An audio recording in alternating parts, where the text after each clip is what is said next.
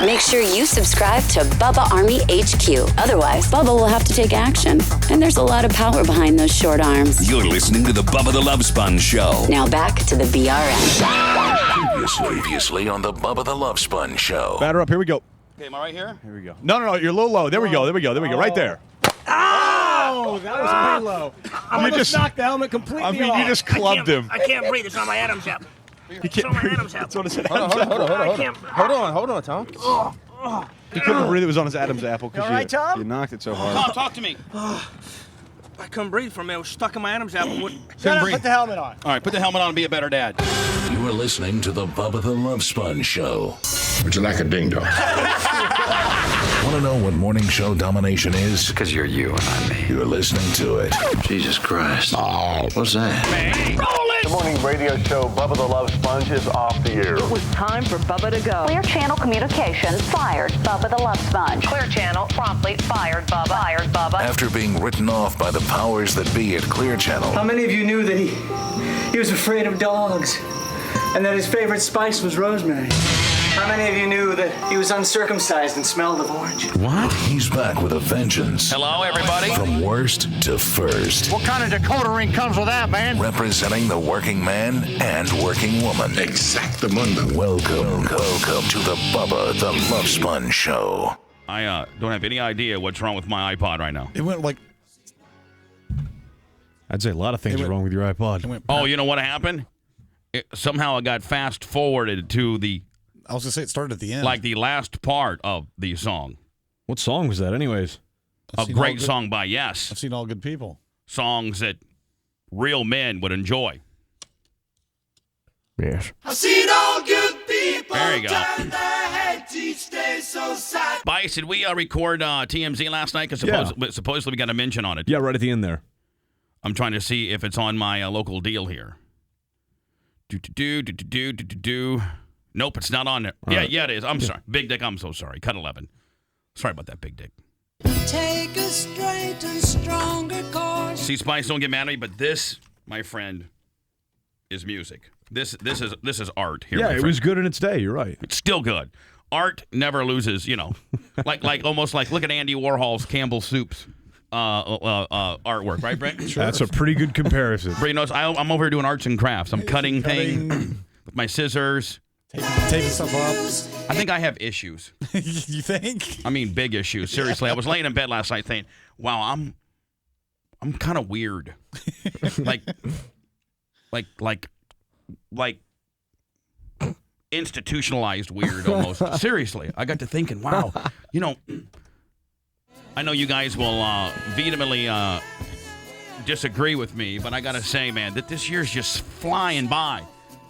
Just probably because, Brent, I feel like I don't want to say that I am a rock star, but I feel like it because I only know that I'm supposed to be somewhere at a certain time. That's it. Okay, I got to be, I got to wake up at 4:15. I got to be here by a certain time. Got to do a show. Then I got a certain amount of downtime, and then another show, and then back home, a little bit of parental responsibilities, then back in bed, and then start the grind again. Y'all feel the same or no? Yes. Pretty much. But unlike you, I can't say this year's flying by. It's dragging. Phil Hudson, hi. Hey, good morning, Bubba. Good morning, Phil. Hey, good morning, caught the TMZ, and they mentioned the Bubba the Love Sponge show, and they put up the lovely picture of Linda Hogan on the that park bench with her one leg up, looking as nasty as could be. Yeah, you know what? And Big Dick just gave it to me, so I'm going to run it I'm going to run it right now. Thank you for the heads up, buddy. Thank you so much. There, lovely Hudson, Florida.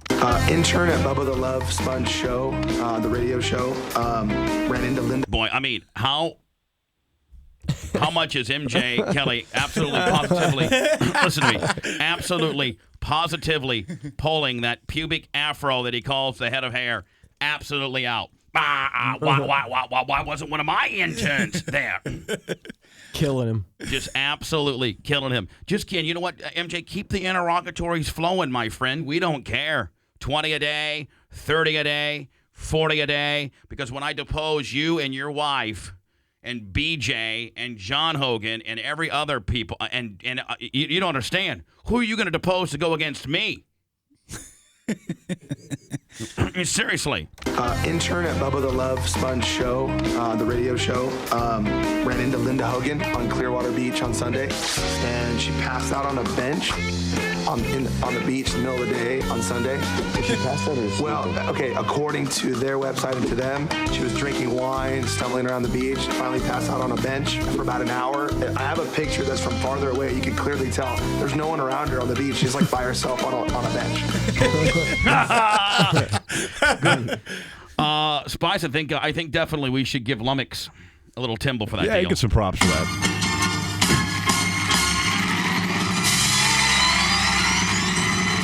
Not to be a dick, but you probably know I'm going to be one now, but had he had his RCA Small Wonder, he could have gone and done a real interview up there, couldn't you, Brent? He sure could have. Hi, it's Lummox, and I'm on the beach here. Linda, you're drunk. You're crazy. I just saw you drinking a crazy amount of alcohol at the bar. You then left the bar in a rage when somebody requested Eric Clapton cocaine from Bubba. You left. You're now by yourself here on the beach of Clearwater Beach, a sad participant. What do you have to say for yourself? She would have cursed him out. Oh yeah, she would have said, "You're ruining my day." She couldn't even got that out. Exactly. Spice, crack me open one of those vitamin waters, if you could, please. Sure, man. Yeah. Preferably essential orange. All right. Love it. In fact, Tom the Tree Man, it seems like all he does is go to the Clem Gym and load up the vitamin water. I don't know if it's still going on or not, but I think Publix had a 10 for 10 deal. Get 10 20 ounces for $10, I think. And, of course, my favorite is the Essential. It has half the sugar of orange juice, by the way, and I think it tastes a lot better. I usually have one on my way here and then one to start my day. I love it. They are great, man. What's the one with the Aussie? Was it what's the Aussie berry or the Aki or whatever the hell it is? That's the Triple X, I believe. Yeah, correct. Tampa's favorite flavor, triple the antioxidants, the Triple X. My favorite happens to be the Essential. It's kind of a orangey kind of deal. Love it. Also, Spice, I gotta give some love to my boys over there at Rec Warehouse. I got a pool table from them. It's unbelievable. Whether it's a spa, I know it's kind of a tough time right now, but if you were looking for anything like that, I bought my jacuzzi over there. Jacuzzi, patio furniture, pool tables, and basically anything that you can have fun on. You got a pool? Where did you put the pool table? I haven't decided where I'm going to put it at. They got it. In fact, they're making it right now for me, and it's going to have a big Bubba Army logo, and they're making it kind of cool. Nice. Will all the balls have Bubba Love Sponge on them? No, all the balls don't have Bubba Love Sponge on them. I'm surprised. Hey, Brent, guess what I get today? It doesn't have them yet. I get my Indiana Sheriff's badge today. Oh, they didn't give it to you while you were there? No, they have to make it. Oh, do they? You just can't go. They don't have badges laying around. You got to order them. I tried to call that guy back from the AP Times yesterday, and he didn't answer. You didn't his get a phone. hold of him? No, he didn't answer his phone. God, I wish he would have called. I wish that guy would have called me. He told me he didn't get a hold of you. Yeah, well, I'll call him later today. But he has to realize, man, I got that wind. I called him like at 10:40. No, I talked to him just before I got off the phone with him and told him you'd be calling him in a few minutes. Yeah, and didn't answer the phone. He goes, "Sorry, I missed your call." It's like, oh yeah, no big deal, kid. Anyway, Rec Warehouse, several locations in the area. I don't know if there's any. Is there Rec Warehouses in Jacksonville? Do you know, Spice? I'll look it up online, but I don't know not sure. if there is. If there is, go up there, man. Tell them that you listen to the show. You want to buy a pool table or above ground jacuzzi or anything like that. I'm telling you right now, I got one. I've had a above ground, the kind you buy like at Rec Warehouse kind of jacuzzi before, a long time ago.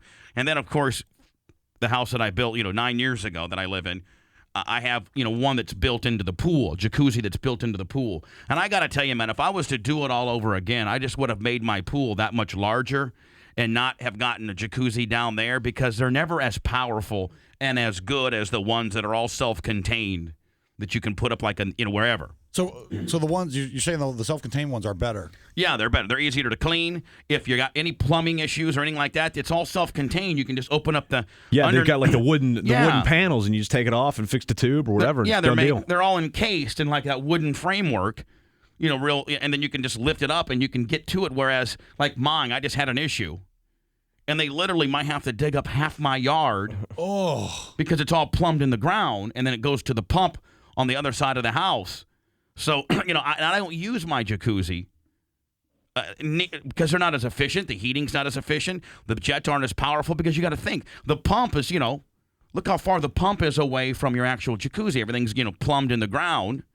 Whereas when you get the above, the portable ones, so to speak, all the plumbing's right there, and the pump, you may have 2 foot of plumbing. So fixing it's easier. What's that? So fixing it's going to be easier too. Well, yeah, but they're more powerful and they're easier to. I don't know. If I had to do it all again, I would have got one of those like from Rec Warehouse, and put it up there by that little lanai area. Yeah, right up there. I would have put it right there. And they've got some locations in Jacksonville too. So. Oh, they do? Yep. There you go. Rec Warehouse, whether it be Jacksonville or whether it be Tampa, pool tables. Spice, what do they actually specialize in? Pool tables, jacuzzis? Do they have patio furniture? Yep, pool, spas, billiards, patio furniture, pool heaters, tanning beds, bar stools. They got tanning beds? Yep. I hate to let the cat out of the bag, but Spice just got a tanning membership. He's starting to tan now. Get real rugged. Very metro. God. What? Oh, hang on. You tan too, right? No, I haven't tanned, and I need to tan. Believe me. You still have your tanning bed? Yeah. I got I bought years ago from ProSun.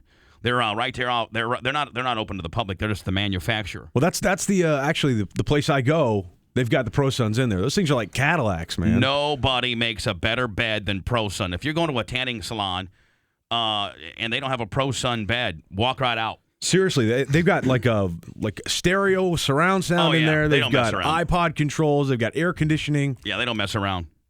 Now, listen to this. About 3 years ago, when I was off work, and Hogan had just bought that they were getting ready to shoot Hogan Knows Best out in Miami, and they just bought that house down in Miami, and it was about 3/4 done, and the bathrooms still, some of the bathrooms still weren't done. My buddy from ProSun got a hold of me and said they make this new deal now that they put the tanning elements in the walls of your shower, and while you're showering, you turn it on, and it tans you. They say most people take between a 7 and 12-minute shower, and it tans you while you're showering. Nice. And the water that is on you accelerates the tanning because I don't know. That's what's wrong with America. Oh, What? Come on. Get on your high horse. What's wrong with America? Hold on, Manson. We need tanning beds in our showers. We're It's disgraceful. We don't need it, but if you got the money and you got the swagger, why not? We're slowly chipping away with you, Manson. Who would have ever thought you would have had a cell phone or an iPod? You got both, my friend. I'm sure that Donna may halt construction on the new addition right now, rip out the bathroom, and says, we got to put the tanning elements into the walls. I'll leave her. Stop construction. Walk out right then. Well, no, you won't, because if she says it's within budget, buddy, it's getting done. She's just trying to find a contractor right now. Now, how dangerous is tanning Manson, for should you? I kill that guy on the air or no? The guy that left you? No, not yet. All right. Well, I'm like a spitting cobra. I'm ready to go. You know that, don't you? Yeah. I'm laying in the woods right now, rattling. That's awesome. I know that the guy, the jury's still out. The contractor. Yeah. The guy that we were somewhat warned about, but Yep. I'm laying in the woods right now. I can turn from this to this.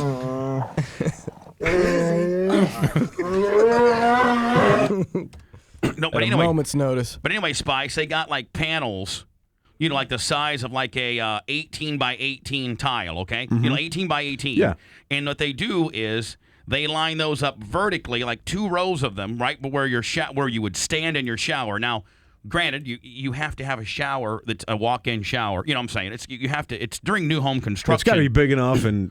Well, on these ProSun like the shower tanning deal, you have to do it during new home construction. You can't just rip out your shower and do it. And put it in. Yeah, it'd be unbelievably costly. Give me a tanning bed now. Now you've seen my shower, right? Yeah. You have all that.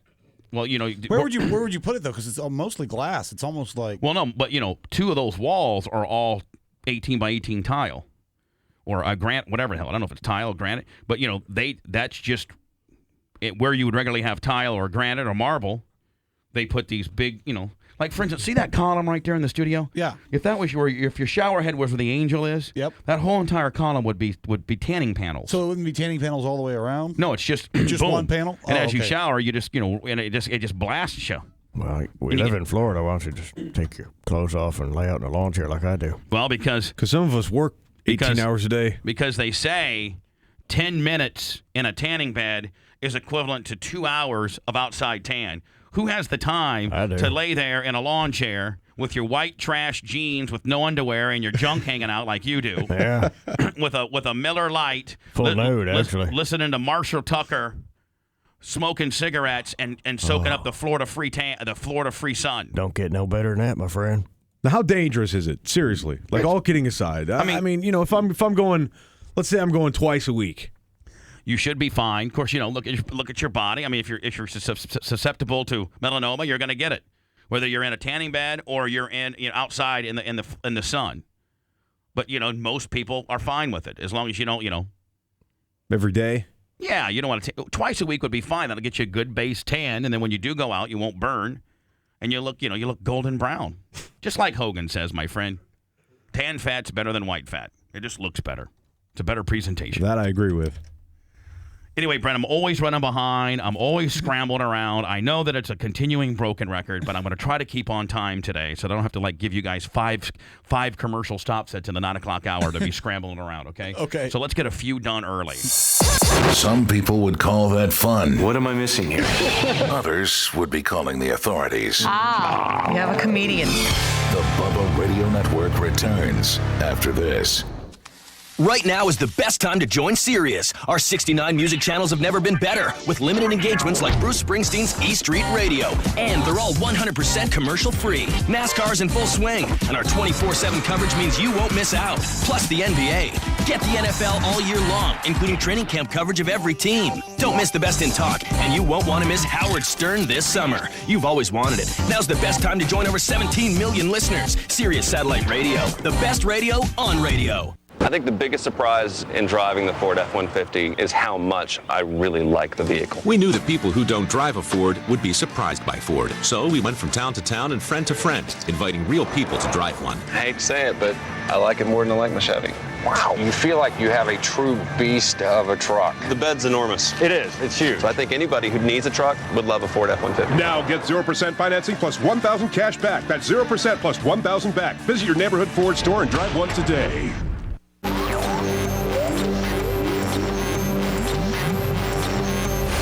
When you look past the brutality and the twisted behavior, he's really just an ordinary guy. Really, he is. Don't hang me on to dry here. That's what he told us to say, or else he'd kick our ass. I'm the worst there ever was. This is the Bubba the Love Sponge Show. Tell the sponge off. Come on. No! 1-877. Bubba F.U. Bubba F.U. Previously on the Bubba the Love Sponge Show. Breaker 19 for the Spice Boy. Yeah, I got yours on. Bring it back. He's pulled over the side of the road. He's DWI 10-4. Breaker 19 for the Spice Boy. I'm going to request you leave me alone. The Smokies got him pulled over. The Apple Pie Moonshine done kicked his ass. Breaker 19 for the Spice Boy. Hi. You don't get on the CB and go, hi. Hi. Is that Chip? Is that Chip on the CB? Or Spice Boy, come back. Breaker 19 for Chip, sounding like Spice Boy. Bring it back. Hi. Hi. Breaker 19 Spice Boy. What are you on right now? Bring it back. Apple Pie Moonshine. Bring it back.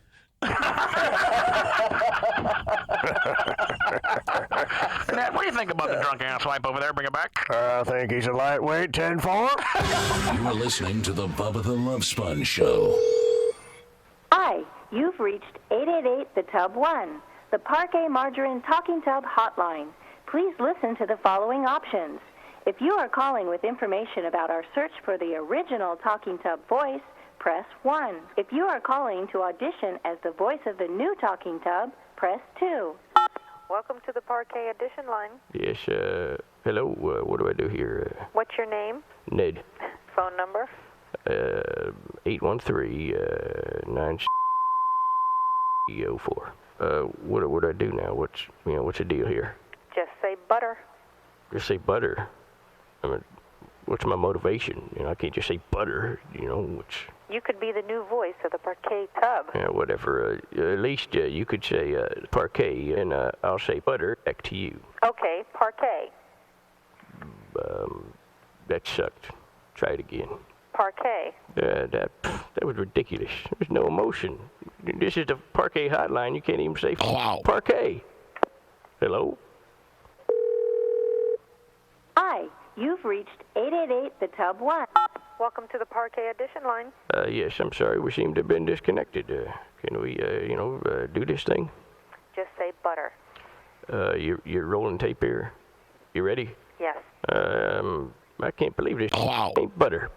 Sir, just say butter, please. Well, I really want this gig. I mean, I'm just trying to show my creativity. You see what Parquet needs for the 90s is a tub with attitude. Say butter again. Butter. Listen, for brains, it's Parquet. You want butter? Move out to the farm. Hello? Hello? Hi, you've reached 888 the Tub 1. Welcome to the Parquet Edition line. Yes, I'm sorry for using that profanity a few minutes ago. Can I just say my lines and then we'll move on? Just say butter. Butter. Now say Parquet. Parquet. Now say Parquet's new flavor says butter even better. What was it? What is it? Tongue twister? Sir. Excuse my language. What was that again? Parquet's new flavor says butter even better. Okay. Parquet's new flavor says Boris Becker. Butter better. Butter better. Hey, butter. Hey, butter. Now that's catchy. Sir, just say it or I'm going to hang up on you. Okay. Parquet's new flavor says butter even better, especially when you use it as a personal lubricant.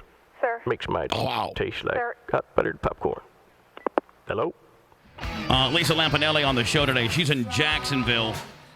Friday, October 3rd, I think it is, right, Spice? That's right, yeah. And actually, I think we're going to have her in studio the 2nd, if everything goes well. Thursday the 2nd? Yeah. She going to route herself down here? Absolutely. God, I just... Good friend of the show, man. She's got to come in. She is. She's a good friend of the show. Love her. I'm excited to see her new deal on HBO. That's going to be kick-ass. Yeah, you know what? Make sure I ask her about when the... Because like Jim Carrey deep down's got some sick comedy as well. So if he's a part of this thing on HBO, it's going to be pretty... he's the executive producer. Pretty good, yeah. I mean, he's the man. The end-all, be-all. Well, you got to think they're going to rip on comics since it's about being in a comedy club, and they're going to give you all these inside stories that are really true. Yeah, really, but they're going to use Lisa as the bad person to do it. Right. Right. But you got to think, all those comedians, all the stories those comedians have about other comedians that they've always wanted to talk trash and about. The premise of her HBO show is a woman that's a comic, which is her mother owns a comedy place in L.A., kind of like Pauly Shore's, and dies. She dies, leaves the club to Lisa. Lisa now is in charge of running it, and all the prima donnas that walk in there and all the problems that people have the nutcases in running a comedy show. And the writers and the tics and just all the nervous habits and just, and which in actuality is a shoot because all those people are weird. It's a hard life to be on the road, man. I mean, we see them run through here. It's a hard life. It really and is. We've done a lot of it now. Well, we've done 7 of these presentations where, we go out and do it. I know that's not a very, but you see the ins and outs of the business. You sure do. The best part of it is we're probably some of the best paid, could call us comedians in America. You know what? You're right. I mean, by far. Yep. We do one show as opposed to most of them do like 6 a weekend. Right, exactly. Most of them do 2 on Friday, 2 on Saturday, 1 on Sunday, or sometimes 2, 3, 2. Yeah. I mean, it's based on how big you are. If you're lower level to mid-level, you just got to work like Manson said, 6 shows. Yeah, we'll just be bypassing all that. We do one show. That's all you get. We do one show, and the pay for that one show, probably by what they make standards, they would if some of these guys who've been on the road, the Doug Stanhopes and the Greg Fitzsimmons and some of these guys, if they knew what we made on 1 2-hour show, they'd be mad. They'd be like, I got to work all weekend to make that. I would be willing to say, Brent, that the lower level guys have to do 4 to 6 shows in a weekend to make what you and Spice do with one Bubba Palooza. Well, sorry about it. Those are the breaks. Like Hogan choose your own says. path. Like Hogan says, everybody cuts their own deal, brother. That's my favorite quote. Yep. It is. Because there's no defense to that quote. It's like, what are you going to do about Right. it? Everybody I use that on a daily basis. I do too. kids start giving you some crap, man. You know what? Everybody cuts their own deal, Berlin. I don't want to hear about it. Exactly. Between that and the what are you going to do about it? Those two lines will work, and learn how to work, kid. All three of those lines work in any situation in life. I got Tyler. The teachers probably don't know what it means, and the kid Tyler now is saying learn how to work, and he throws the kid in there. Learn how to work, kid. Now, see, the kid doesn't really make sense unless you're older than the person, right? Well, Tyler ain't older than anybody. He's 6. I got an interesting call a couple weeks ago, and I was laying in bed last night watching the Devil Rays, or the Rays, I should say. Congratulations to them. They won last night against the Orioles and moved yet another step closer to clinching the East. Boston lost. We're 2.5 up. Is the magic number 4 now? Or 4. 4. So a combination of our winning or Boston losing, the combination is 4, correct? Yes. Like if we would win and they would lose, that's a -2, is it not? That is. It All cuts you down to 2. So I'm watching the Rays last night, and my buddy, and I got to thinking, my buddy called me and told me about this situation. And, I think this show, for the most part, we're kind of like the People's Hammer. That's kind of like been a little cute moniker that's been given to us since we put Lunsford. Have you noticed you haven't heard hide or hair from Mark Lunsford? Nothing. 0.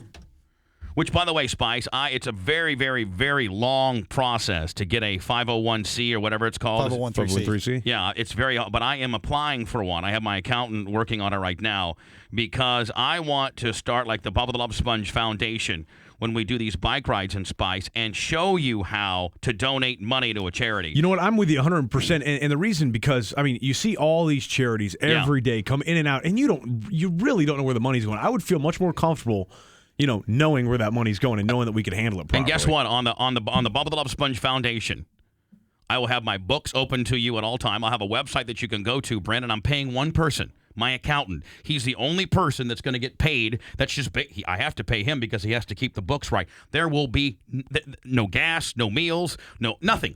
Well, I was hoping to draw a salary off of that deal. Please. I myself. Come to think of it, me too. I ain't drawing a salary. Ned? You guys ain't drawing. Nope. I'm telling you right now. 6 figures. What I was hoping for. This could be a moneymaker. No. Absolutely Learn how not. to work. Nope. It's all for a good cause. And Brent, I guess, I don't know. I might have you look back into Lunsford deal, see what the percentages are. But I heard that a good percentage is 60-40. 60% to charity, 40% for admin costs for most charities. Now, it goes as low. I don't know.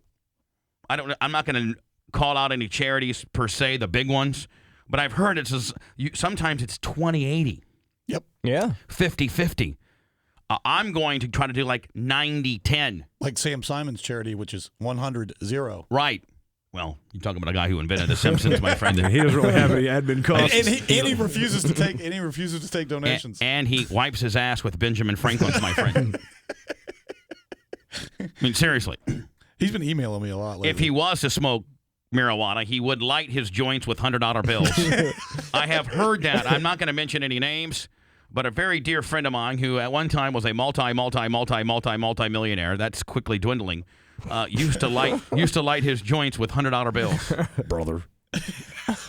Can you imagine if you're such a... I'm going to tell you something, man. If I had $20-30 million in the bank and I was to smoke a joint and somebody tried to... with the party that if I was hanging out, wherever, and somebody, whips out one of my $100 bills, one of my handlers or whatever, because, you got handlers when you make that kind of money, and he, tried to be a smart ass and try to... I would smack the taste out of his mouth, wasting $100 like that. Yeah, there's something fundamentally wrong with it. Yeah, exactly. On every level. Go out and buy like a $300 or $400 gold-plated lighter, one of those torches that we can get some use out of. Don't be lighting $100 bills. I would fire him immediately, and there'd be a fight. I'd be like, Craig the Bulldog, smack him. I couldn't do it. So anyway, Spice, I'm in the process of putting together a foundation so that I can show you people. If I would have had Lunsford on the air back in the day, I would say, you know what? I'll tell you some charity. It's my charity, first of all, and I got a 90-10 or an 80-20 split, my friend. I'm getting into your numbers. It's a 50-50 split, and nobody takes a salary except for my accountant. So anyway, I'll tell you something about splits. You're talking about the Rays and everything like that, the playoffs and everything. Guess how much? Now let's say that when the playoffs start, right? and let's say we get a home game or whoever. It doesn't matter if we get it or whoever gets the playoffs. Major League Baseball steps in. Yes. And they get the majority of the money. Guess how much? 80%. Actually, 78%. Yeah, there you go. Wow. I've heard 80 over the years. I know a guy that used to work for the Milwaukee Brewers, and in '82 when they had their big run, at that time, it was 70%. They bring in their own team. They say, okay, how much are these seats going for? How much of this concession thing's going for? How much is this? How much is this? And then they basically double the price. And come in and take all the profits. And that's really where Major League Baseball makes their money. So the bottom line is, here's a team that's been struggling with attendance all year. You're going to pack it out. Every game you're going to be packed. It's your opportunity to get ahead or at least, and then Major League Baseball. Major League Baseball is so broken because they don't have a salary cap and they don't have revenue sharing. And they divide the TV money and merchandise and all the other contracts in equally among all teams, and every team has a hard cap. Okay, guess what? You got $105 million hard cap. It's been the best thing for the NFL's ever done. My God, yeah, look at the NFL. I mean, the Patriots won one year. The Giants win the next. The Rams had their run. Hell, Tennessee Titans made it in. With the NFL, man, they have a template where expansion teams can make it. Yep. Didn't the Jacksonville Jaguars, as a first or second year franchise, make it to the AFC playoffs? Yeah, AFC Championship was the same year that the Green Bay Packers beat Carolina in the NFC Championship. They were both expansion teams the same year. Yeah. And did you you know what the Yankees are doing? At their new stadium, right? Say you've been a life. I heard it was $1.2 billion. You're right. To build this thing. You're right. And if you're a lifelong season ticket holder. You're a hard-working son of a bitch. You're a blue-collar. Yep. But you've been a lifelong season ticket holder for the Yankees. Yep. Now you may be a retired, older guy. Right. Okay, you paid $180 a ticket for your season tickets. Sure. No big deal. But lifelong, 2020 some years. Okay, to get a seat at the new stadium, how much do you think they're going to charge you? Well, first of all, I'm assuming they're the New York Yankees. So let me I don't know this data. I know the exact numbers. I know, but I'm just trying to give you an educated guess. I know that the Bucks pulled a real dick move when they first opened. And remember they made you put a seat deposit down? Yep. Are they doing that? The Yankees is worse than that. All right, tell me about it right now. Okay, the Yankees, right off the top, $20,000 for a seat licensing fee. That's before you get ticket one. Everybody. That's obscene. And then now hold on. That $20,000 for the licensing fee, and that doesn't get you ticket one. Not ticket one. And you probably don't get that back, do you? Boy, they really want to keep the riffraff out of there, don't they? Sports are becoming totally elitist. The regular guy cannot go to a ball game. No, you can't. You're right. Manson, you're right, because you can't take your family of four. You can't take your wife and two kids. If you just start, let's just start from the time you pull out of the parking lot, okay? From the time you pull out of your house, gas is $4 a gallon. Let's just start there. Yep. Then you pull in, and they want 20, 30, based on how close you can get to the stadium, to park your car. Yep. All right? Then your tickets, case in point, like the Yankee situation, hard telling what those things are going to cost. Then I ain't done. Then you roll up in there, man, and you got to get the hot dogs, and you got to get the beer, and you got to get the sodas, and you got to get the pretzel, and I guarantee you that you're 200 deep by the time the family's got a full belly. Souvenirs. Yep. And then you're walking, whatever, and you got to get the hat, and you got to get the pennant, and you got to get the #1 deal, and the whole 9 yards. I guarantee you, you're another $150 in souvenirs. Yep. It could be $1,000. Yeah, easily. Anyway, go ahead. Okay, $20,000 seat licensing fee right off the top, everybody. Right. Then, okay, for the $180 tickets that you've had your whole life, being a lifelong Yankee fan, are now $2,500 per ticket per game. I don't. What? There's nobody in this room that can afford that. Nope. So basically, just corporations are going to be the ones. That's what they're looking for. No, I'm telling you right now, there's not. I mean, there are millionaires that can't afford that. Yep. Man. And we know. No, hold on. Whoa, hold on. Why does everybody think George Steinbrenner is such a philanthropist if he's doing stuff like this to the average person? Hold on. How many home games are there? 60. 82. 81. 81. Okay. For 162. Yeah. 81. And you say you had 2 tickets. 2 tickets times 5,000. Hold on. Brent, that's no way. I'm telling you, it was on Real Sports. Brent, there's no how way. much is that? That's $405,000. No Brent, there's no way. It was on Real Sports with Bryant Gumbel. Can you try to track it out on the internet? I'll try to track it down on the internet. It was on Real Sports with Bryant Gumbel, and I heard Artie yesterday confirm it because he's a Yankee season ticket holder. Season tickets are $500,000 for 2 tickets? $405,000. There's no way. Look into it if you Yeah. could. Please. I was also watching Real Sports, and they were talking about the new designs of all these baseball stadiums, and what they're trying to do is kind of go after the same thing that football does with their suites on the club level and stuff like that, but bring them down to the dugout level.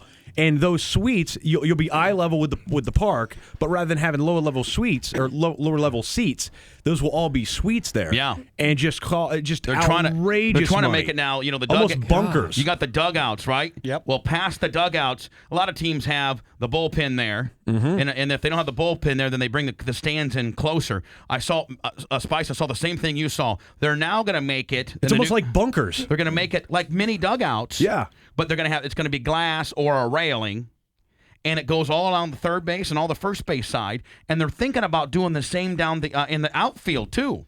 Which, I mean, coming from a business mind, it's smart. But for the average fans, the average fans are getting screwed. Yeah. Well, here's the Angels already do what you're talking about. The Angels already do that, except for the first base side and the third base side. Right. They go towards home plate. There's dugouts. You can see them on TV. There's dugouts. You can I've seen it's corporate people. Well, they're trying to take that then past the dugouts towards the outfield. So anyway, make a long story short, and Ned, I don't know if you have a lot of loyalty to the veterans. I don't know what the charity's called. I don't know what the charity's called, but I'm talking in a very long-winded way. I got distracted. But anyway, my buddy Dave Schmaus calls me. He drives the 105 Dirt Late model. Schmaus? Dave Schmaus. Hey, it's Dave Schmaus. He's my boy. He's a, you know what he is? I'm going to vomit. Hold on. Shut up. He's a hard-working guy who does cabinets for a living. I mean, he's a hard-working son of a bitch and a great late model driver. And anyway, make a long story short, he just bought a new Harley a couple years ago, and he goes to the Buffalo Wild Wings and to the gyms and to the Quaker State. He goes to all the bike guys, right? Like the bike nights? Yeah, he does all the bike nights. Right. He does. Him and his wife do. So he bought this raffle. It was I think it was the Veterans Administration. And they were raffling off this bike, this red, white, and blue bike. And he bought raffle tickets. I don't know, like a couple $100 worth of raffle tickets. And he has the program, Brent, all the bylaws and the whole 9 yards. So he you must be present to win at this particular drawing. So he goes to a bike like Buffalo Wild Wings off of Anderson Road or something like that one particular day, one particular Saturday or Sunday, and he wins the bike. Oh. So he goes to get the bike, and they say, well, this is the display bike here. The bike that you've been looking at now for the last 4 or 5 bike shows that you've been going to is simply the display bike. I think there's a bike place called Venom Bikes or something like that in Newport Richey who was in charge of putting it together.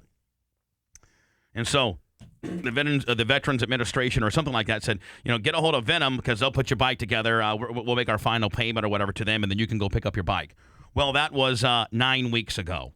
And they're giving him the runaround saying, they're giving him the runaround saying, well, the raffle didn't go as well as what we thought, and we just don't have the bike, and we're trying to get parts to get the thing together. And he's like, listen, I guess he's called Channel 10, and they're thinking about doing something. So he's a good friend of mine. I know the guy for well over a decade. Get Decent on the case. Well, yeah, get Mike Decent on the case. So if you get Bubba the Love Sponge and Mike Decent 1-2-2-1 combination as a business, you're done, my friend. Mike Decent, the spitting cobra, will get you. So anyway, I'm going to call him about in the 9 o'clock hour today to have him explain this to him in the Veterans Administration. And Brent, they were charging a lot of money for these. I think it was like $10 a ticket. Yeah, and if it's a raffle, it doesn't matter to the people that buy the raffle tickets how well your raffle went. Right. Or not. Yeah. Right. It's raffle's a raffle, and you have to give it away. He's gotten screwed. So then the guy calls Dave Schmaus's wife up and says, well, we got like $3,500 scrounged up, and we'd like to give that to you. And in good faith, and then once you get the bike, you can give us the money back. And Schmaus like, I ain't taking anything but the bike. I don't want no money.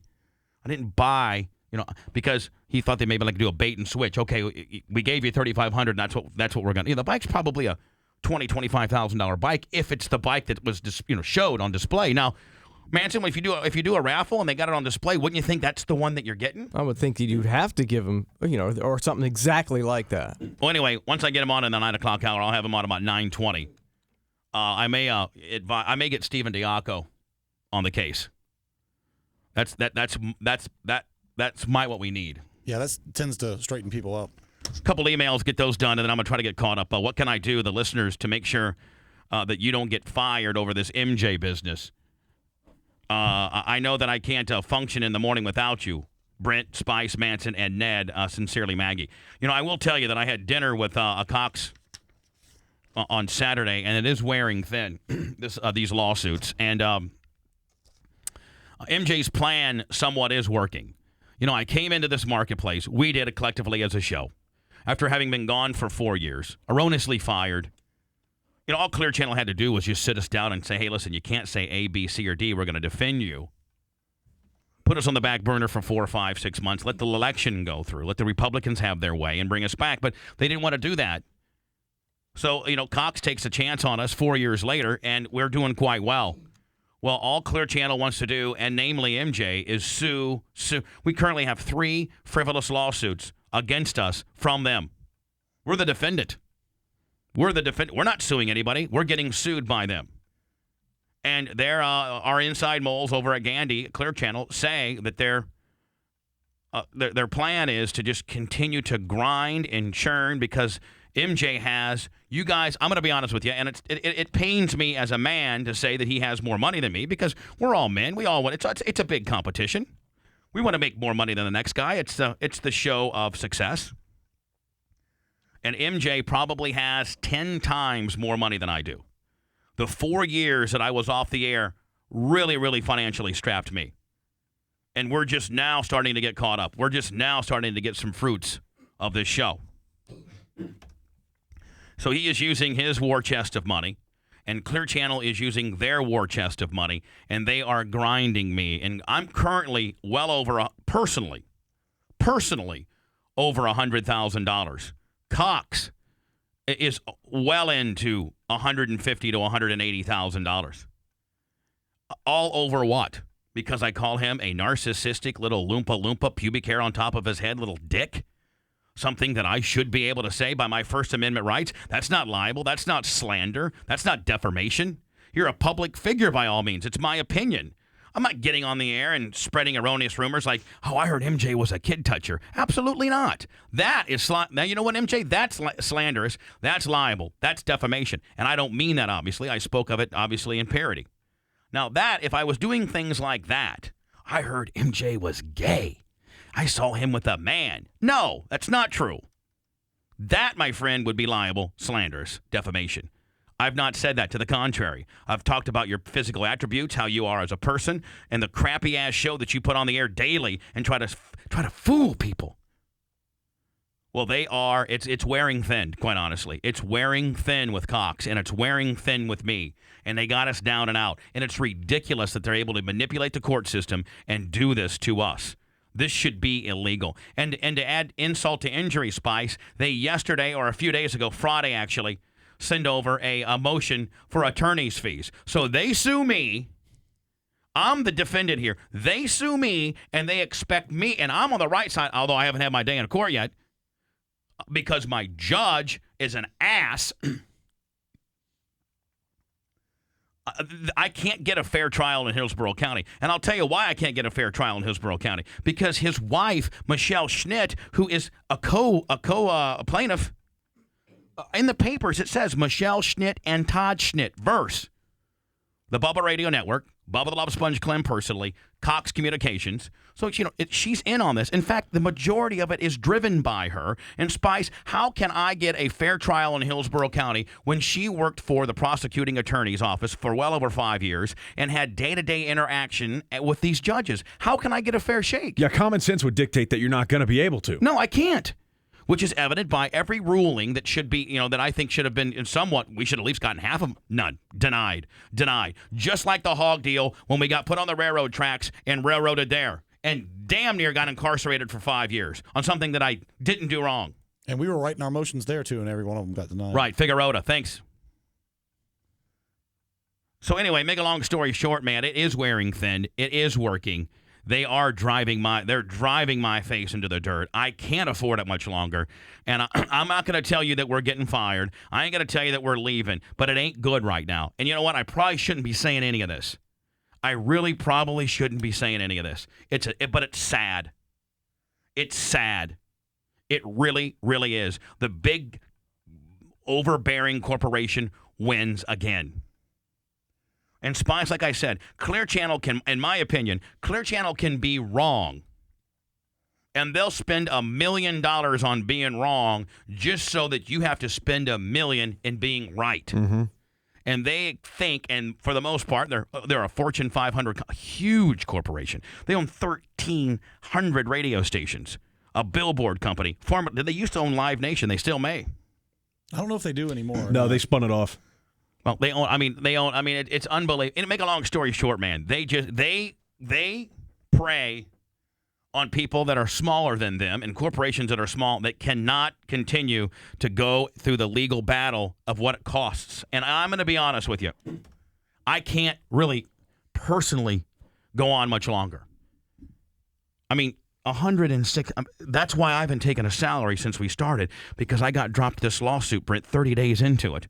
Now, you know what? Everybody cuts their own deal. I'm not asking you to feel sorry for me, but you know what? It's horrible. You know, had I got on the air and talked about MJ in a fashion where he would be able to show damages, made fun of his kids, talked about him, and disrespect, I haven't. It's been name-calling 101. So when you see that little midget out and you see his little wife, isn't it nice, Spice, that, you know, all of a sudden, you know, you can see they're so transparent. Oh, so since we've been on the air, guess what? For nearly a year now, Michelle Schnitt has not been on MJ's show. It's not because he doesn't want to call her up. He loves his wife, and she makes for some great radio now, doesn't she? Well, that's debatable. But right? Yes, I mean, he absolutely loves to call his wife. But, I mean, they're legally posturing to try to take her off the air so that they can prove that she's no longer on the air and prove their damages. Like, you need more money, MJ. It's not about money. It's about me leaving because he cannot beat me. Yep. And he can't win. He cannot win the right way. He has to win by default. He never won when I was in the market. He will not win if I stay.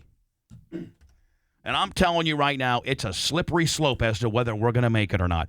Cox is over it. They're like, it's not paying off. Your ratings and ad dollars are almost being superseded by your legal bills. And Spice, you know, outside of this MJ deal, we've not gotten into trouble at all. No. You know, it used to be back in the day, we'd be in trouble every other week. 5, 6, you know, 5, yeah. 5 or 6 things a week. Yeah, 5 or 6. I mean, just, you know, pissing off this people, pissing off, sued here, sued there. We've been great, except the corporation that fired us is not happy we came back and not happy that we are kicking their ass. And the bottom line is, when we came back, they said, it'll never work. He's been gone. The guys have been gone for 4 years. People have moved on. They will never make a difference. Well, that was their first round of reasoning. Secondly, they said, you know what? They're too dirty. They won't be able to clean it up and be topical. The public will not like that. Well, that didn't work. So what's their last resort? Then it was, you know what? The average, they won't make a difference. Their ratings won't be huge, and they won't have any ad dollars to be able to support what they're paying them. Well, that didn't work out. So now they're going to, well, let's sue them and just continue to grind this out. Oh, there's my girl from Wesley Chapel Toyota. Spice, I don't think you find her very steamy, but I find her very MILF-like. She's too old for me. Oh, yeah. She's probably 35, but she's right what I need. No disrespect to my wife, of course. But anyway, make a long story short, man, they're grinding this out, and they're churning this out, and it's horrible. And you know what? I probably shouldn't be saying any of this to you guys. And I'm sorry for getting you guys involved in this, but I'm scared. I'm really scared.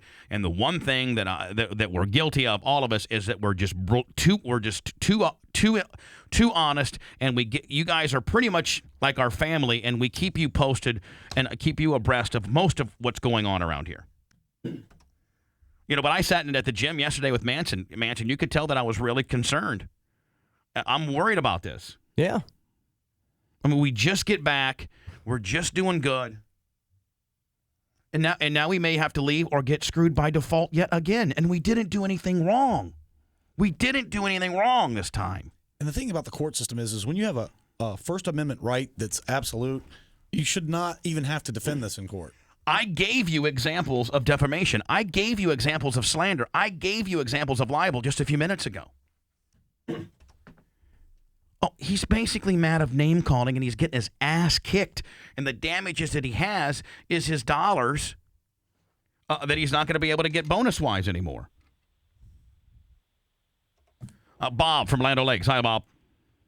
Well, sounds like you're just whining like hell because he's doing what you were trying to do to him. He's just his dollars instead of his ability, which he doesn't have. Bob, right? here's the deal, Bob. I'm trying to keep you abreast of what's going on. I'm trying to keep you guys abreast of the legal thing that I'm involved with. And you know what, Bob? I beat him. How I beat him is fair. I'm not costing him $1. I'm doing on-air attacks and talking about. That's wrong because you are costing him $1 with his bonuses and such. He's not getting. Right? Well, you're not entitled to that's because he's getting beat. It's a bonus. Yeah, you're not entitled. That's why it's a bonus. You're not entitled to that. I'm not using the court system, sir, to drive him into the ground. I'm beating him fair and square by my on-air work versus his on-air work. I'm not using I'm not using the taxpayer court system to try to win by default. I'm not asking Clear Channel to fire him. Keep him on. Believe me, he's easy picking. But they can't do it that way. I understand you were beating him with your ability versus him beating you down. And if you think that I'm whining, then take your penis and tuck it between your legs and be the little pussy that you are and go listen to him. Because I don't want you. Period. Because I'm not whining. I'm scared. We like this place. We want to stay here. But it's wearing thin. This whole thing is wearing thin on me. And, I probably shouldn't even open up this can of worms and show them that I'm vulnerable to this. Right. But I can't help it. I'm guilty of caring, and I'm guilty of just being honest. I don't lie. I don't sit here and go on the air and act like I'm some family man and sit here and act like I'm interested in Britney Spears and TMZ and all this kind of things and then go home and count my gun collection and my money. And a total nerd-ass recluse. No, I'll be at the go-kart track this weekend. I'll be at East Bay Action Track on Saturday. Yeah, I'm very accessible. I like to rub elbows with the people. I'll be at the bike show here and there. Lindsay Lohan, Brittany, what TMZ. I'm not a fake little nerd that had to get in radio because I couldn't be in athletics or I couldn't drive a race car.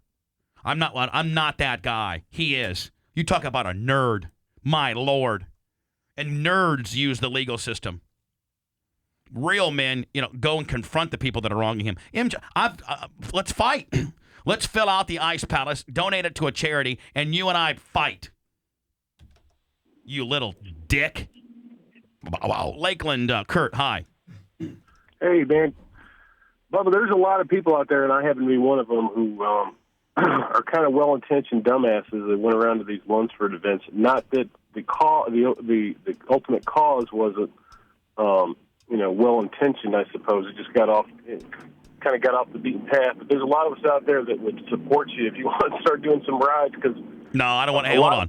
I know where you're getting at. But a lot of us kept our ear to the ground while you were gone, and we were.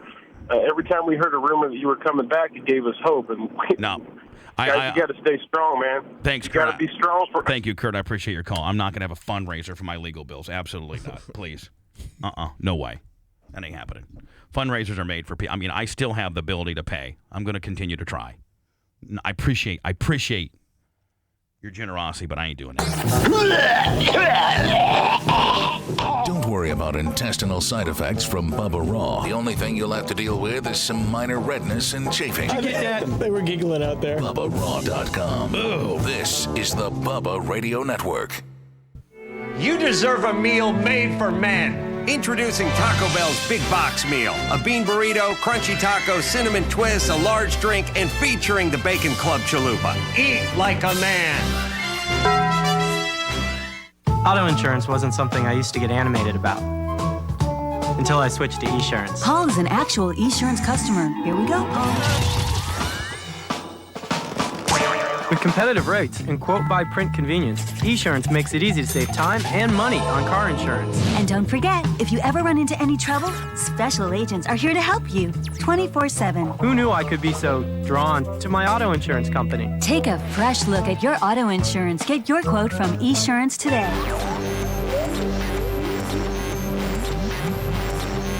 If you just ordered a large mocha soy latte topped with whipped cream and an organic blueberry scone on the side. Wake up, idiot! You've definitely tuned into the wrong station. Bubba the Love Sponge. We're back to the Bubba the Love Sponge Show. Previously on the Bubba the Love Sponge Show. What are you, Dr. Evil? I gotta turn the air down. I gotta turn the air down. I'm so hammered. I swear to God. Brett, you're the only one that's not hammered. I am, but I mellow out when I'm hammered. I turn the air down to 61. I'm on fire. I'm on fire. Does moonshine always make you this hot? Yeah, it's pretty much grain alcohol is what we're drinking. Get down to my skivvies, man. Hold on. I'm taking a nip right off the bottle. Hold on. Everybody quiet. Everybody shut up, man. Quit laughing like a little bitch. Quit laughing like a little bitch. You are listening to the Bubba the Love Sponge Show. Bubba Radio Theater presents an imaginary scenario with MJ Kelly, the brave little DJ who battled back after a horrible automobile accident in which his legs were amputated just below the knees, and his face was so hideously crushed and disfigured it had to be completely reconstructed with skull fragments taken from a retarded baboon. But still... Cut. No, there was no auto accident. What do you mean? MJ Kelly's never been in an automobile accident. You mean he looks like that normally? Yep. And he was born that short? Yeah, 5'3", 5'4", something like that. Oh well, as disturbing as that may be, on with the scene. Another unbelievable, amazing, over-the-top, stupendous show, overflowing with astounding entertainment that only I, MJ Kelly, can deliver. Clean my cage. Not now, Casey. Leave me alone. Can't you see I'm basking in my fantasticness? Clean my cage. While you sit there, bored and all alone in your cage, literally jam-packed full of bird crap. Clean my cage. Just pipe down, Casey. I have to get ready for the Schnitz Show. Schnitz show sucks.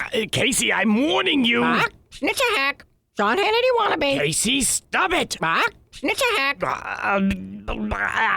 That's it. I'm covering your cage, thus putting you in total darkness and denying you the privilege of looking at me in all my infinite, magnificent incredibleness. Casey's hungry. Casey's hungry. No, for Pete's sake, here's some of Fester's Tony Fatso's barbecue sauce. Now pipe down. Make love to me, Joey B. Make love to me, Joey B. What? MJ's too tiny. Casey, where did you hear this? Do me dirty. Pull my hair. MJ's too tiny. Do me dirty. This is so bizarre. I mean, fortunately, this is an imaginary scenario. Otherwise, I would be forced to believe that my wife was cheating on me behind my back because I'm a loudmouth blowhard. He's doing the Schnitz Show. He'll never find out. Casey, please, I'm trying to work. Flip out the gimmicks. What? Here's the deal. Has Fester been listening to Bubba in my office again? Screw the midget. Bubba Army. Iggy. Stop it. Iggy. Bubba Army. Bubba Army. Oh, that's it. Someone call my lawyer, Phil Campbell. Screw the midget. I'm suing my own bird.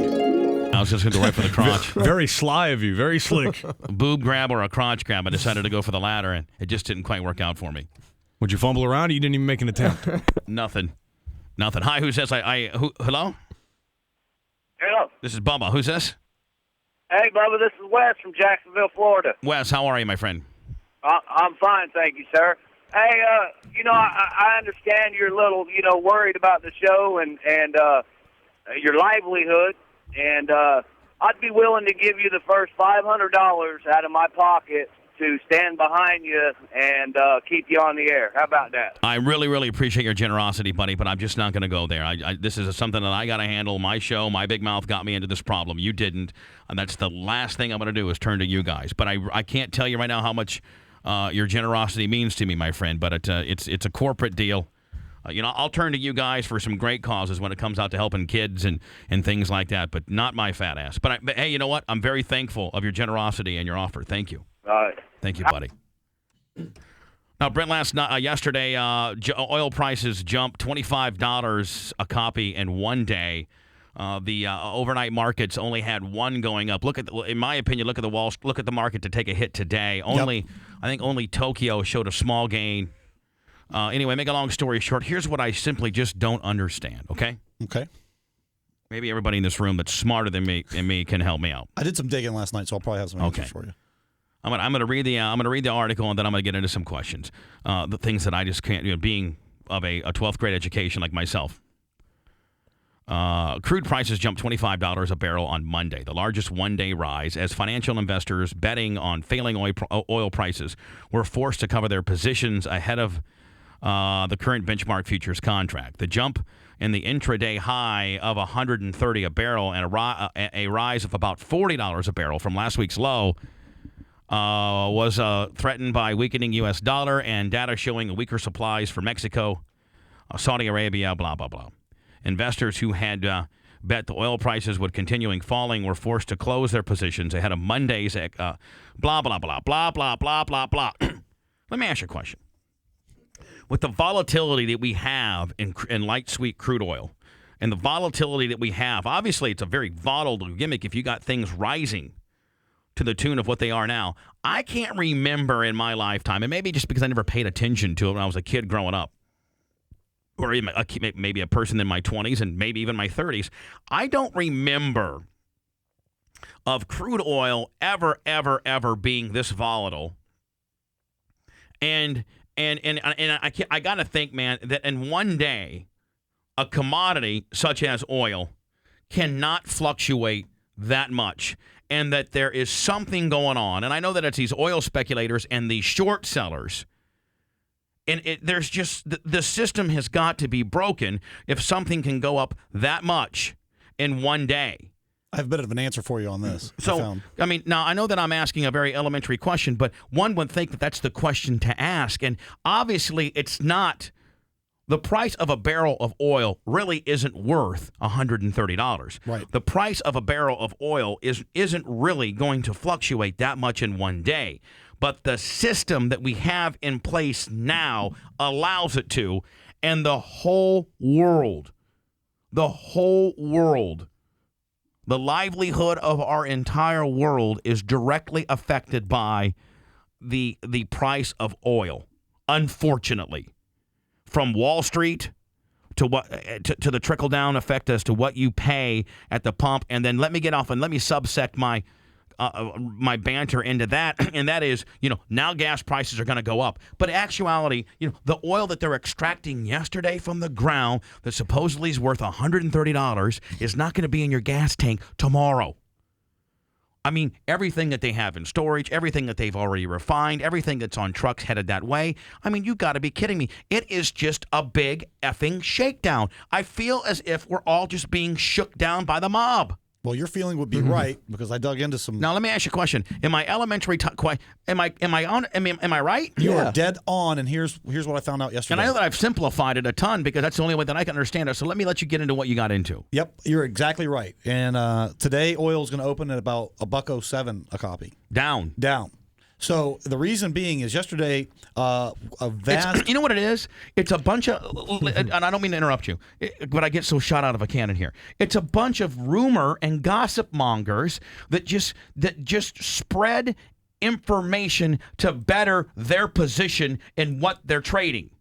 It is a bunch of people that are just like a bunch of little bitches at a coffee shop that spread rumors, and then that just vastly goes out throughout the world, and everything is based on either if a certain company is short on oil or a certain hedge fund is long on something like that. It has nothing to do with nothing. It's people trying to make something from nothing. Well, get into it. I'm sorry. I'm just shot out of a cannon. I know, but I got answers for you on all. I'm on right new now. stuff right now. Well, yesterday. Go ahead. Yesterday, the oil speculators was their last day. A lot of them, a large majority of them, or I don't even know what the majority of them, let's just say a large amount of them, their contracts ran out yesterday. So to get the last bit of money they could I am just so over this. They drove the price up for that one day. That's why it's going to open today at $1.07 a copy and go down. That's what they're predicting anyway. Again, Manson, it has nothing to do with reality. With reality and what that actual barrel of oil is valued at, what it costs to extract from the ground, what it costs to put it in the barrel, and what it costs to ship it to the refinery has nothing to do with what the actual price is. It's a big shell Rubik's Cube game, and I'm over it. Yep. You are right. It's like, hey, Jimmy, are you short on this? Yeah. Okay, let me tell you something. Blah, blah, blah, blah. Make sure you tell. And then they, and I'll tell you, you know what? what has destroyed Wall Street and destroyed oil is the electronic age of being able to get data instantaneously and being able to spread information, whether it be bad or good, over the news wire immediately. And blogging and all this kind of sort of thing has caused, things to be just exorbitantly inflated. Yep. And it's so transparent that a guy like me that's got a high school education can see what's happening. Yep. It's ridiculous. Yesterday they were like, listen, today's the last day of our contract. It's all a big effing shakedown. So let's drive up the price of oil as high as we can today so we can get the most money we can on the last day of this contract. So we can get out of here. What happened to people just, making an honest effing living? Yeah. Oh, that's long out and the window. Stop trying to scam their way through life and seriously. What happened to Wall Street being, you know what, I like this company. I think that I'm going to invest in it. I would like to, be an investor or own part of this company. McDonald's, Walmart, Coca-Cola, Pepsi, Anheuser-Busch, Miller, the staple, Dell, Microsoft. GE. Well, yeah, people used to buy stocks and they'd hold on them to 20, 30 years, it was an investment. Now, you day traders and short selling, everybody's just trying to make that quick buck for nothing. Yep. You know what? And it's turned into gambling. It really has. Legalized crapshoot. And I'll tell you right now, man, it's like really the only companies, if I was to invest, would be the ones that I just mentioned. Yep. I mean, you don't see scandals involved in Coca-Cola. You don't see scandals involved in McDonald's. You don't see scandals involved in Sam's Club, Walmart. You don't see people short selling that. You go and you buy the stock and you ride it out. It's a great company. You go there. Your friends go there. You like it. Jesus, they've subsected and made all these fancy ways to be able to trade within Wall Street. That I think that they just overthought the process, and they've only all overthought the process and done this for, like Manson said, people to get rich quick. Yeah, and shorts and longs and puts and splits. And it's so disgusting to know all the insider trading that's going on that's not getting caught. You know what I should say? They'll lock up Martha Stewart. Yeah. But yet you're telling me these people on Wall Street aren't doing anything wrong? Give me a break. They should go back to, you know what? You either buy a stock or you don't buy a stock. Period. There ain't longs, there ain't shorts, there ain't calls, there ain't puts, there ain't limits, there ain't Willies, there ain't McGillicuddies, they're not Joneses, they're not Blue Jays, there are no K5s, nothing. Yep. Either you buy it at X price or you sell it at X price. But all this other stuff just basically leads to corruption because people do knee-jerk type reactions based on information that is usually given out by somebody that's on the long or the short of the deal. You got it down, man. I mean, seriously. When it comes to money, man, you got it down. Oh boy, when it comes to money, my friend, I'll count it, I'll Monty on it, I'll look at it, I'll cipher it, I'll put zeros on it, the whole 9 yards. I'll tell you that right now, man. That's what they need. You know what? They need to get a hold of the SEC chairman, Alan, whoever's running our treasury, and say, this is what. Now the government has the right to do that. They could. I know they've deregged Wall Street. Well, they could reg it back up, couldn't they? Yes, they could. They absolutely ridiculous. Absolutely ridiculous. What they're doing to, you know what? And it affects you and it affects me because my 401k has lost 50% of its value in the last however many months. And the only people that are getting rich on this whole deal are the people that know how to do it. You say they've overthought the system. No, what I think they've done is gone in and analyzed the system and found the loopholes and figured out. Yeah, they found a way to beat it. I don't mean overthink. Yeah, exactly. I don't mean overthink it. They've learned how to beat the system with the calls and the longs and the puts and the McGillicuddies and all that kind of crap. And then the speculating on commodities. This is how Wall Street should be. Brent Hadley, you want to buy some Walmart? Sure. How many shares you want? Give me 1,000. That's a strong company. It's trading at 32 a copy. It's got a 52-week high of this. It's got a 52-week low of this. The company looks strong. They had some great earnings in the fourth quarter. You want to buy it? Sure. Fine. Let me write you up an order, kid. I like Walmart. Let's go with it. Yeah, there you go. That's what it should be. Not, hey, listen, man, you can buy it now on the short, then you sell it, and then once it goes back long, you're going to have some data get released mysteriously over the internet, and we're going to, as Solomon Smith Barney or whatever, and we're going to say that it's a bad company. Well, the short McGillicuddy will come in on the backside. You'll take that and you put it into a put, over that to a Willie. Whatever. And then they get rich and they give themselves billions of dollars in bonuses, and you get screwed. And you lost your entire portfolio. I feel, well, what about the guy? You lost 50% of your 401k. Now, what about the guy that's about to retire, and he just lost 50% of his 401k? Right. And how about the guy that's managing that fund? I bet you he didn't lose 50% of his pay. No way. Ron St. Pete, hi. Hey, buddy, what's up? Good, buddy. Hey, man, I'm just going to sum it up in 4 words. Spoiled, greedy, lazy, self-centered. That's all people are nowadays, man. It's not like you can help the other guys. It's just all about me. You're exactly right. Joe, Venice, hi. Hey, how's it going today, Bubba? Good. Good. Hey, I used to work there. I come from New York. I worked on the trading floor for 5 years. I watched these guys manipulate the market on a daily basis. Now, Joe, I used to handle the phones for the broker. Joe, let me ask you a question. I know that I've given a very, very, very elementary description as to what's going on, but I mean, as elementary as it is, it's. Am I kind of right?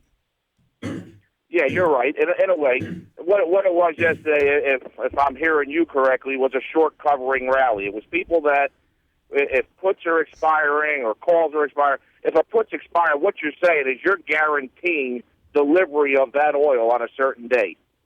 Obviously, you don't have that oil in your possession because it's not out of the ground yet. You're buying a future. All you're buying is a piece of paper. And when you're short the market, you're guaranteeing delivery by a certain day. If you don't have that product, what do you have to do? You have to cover your position and buy it back. If the market is increasing, you're buying it back on the run.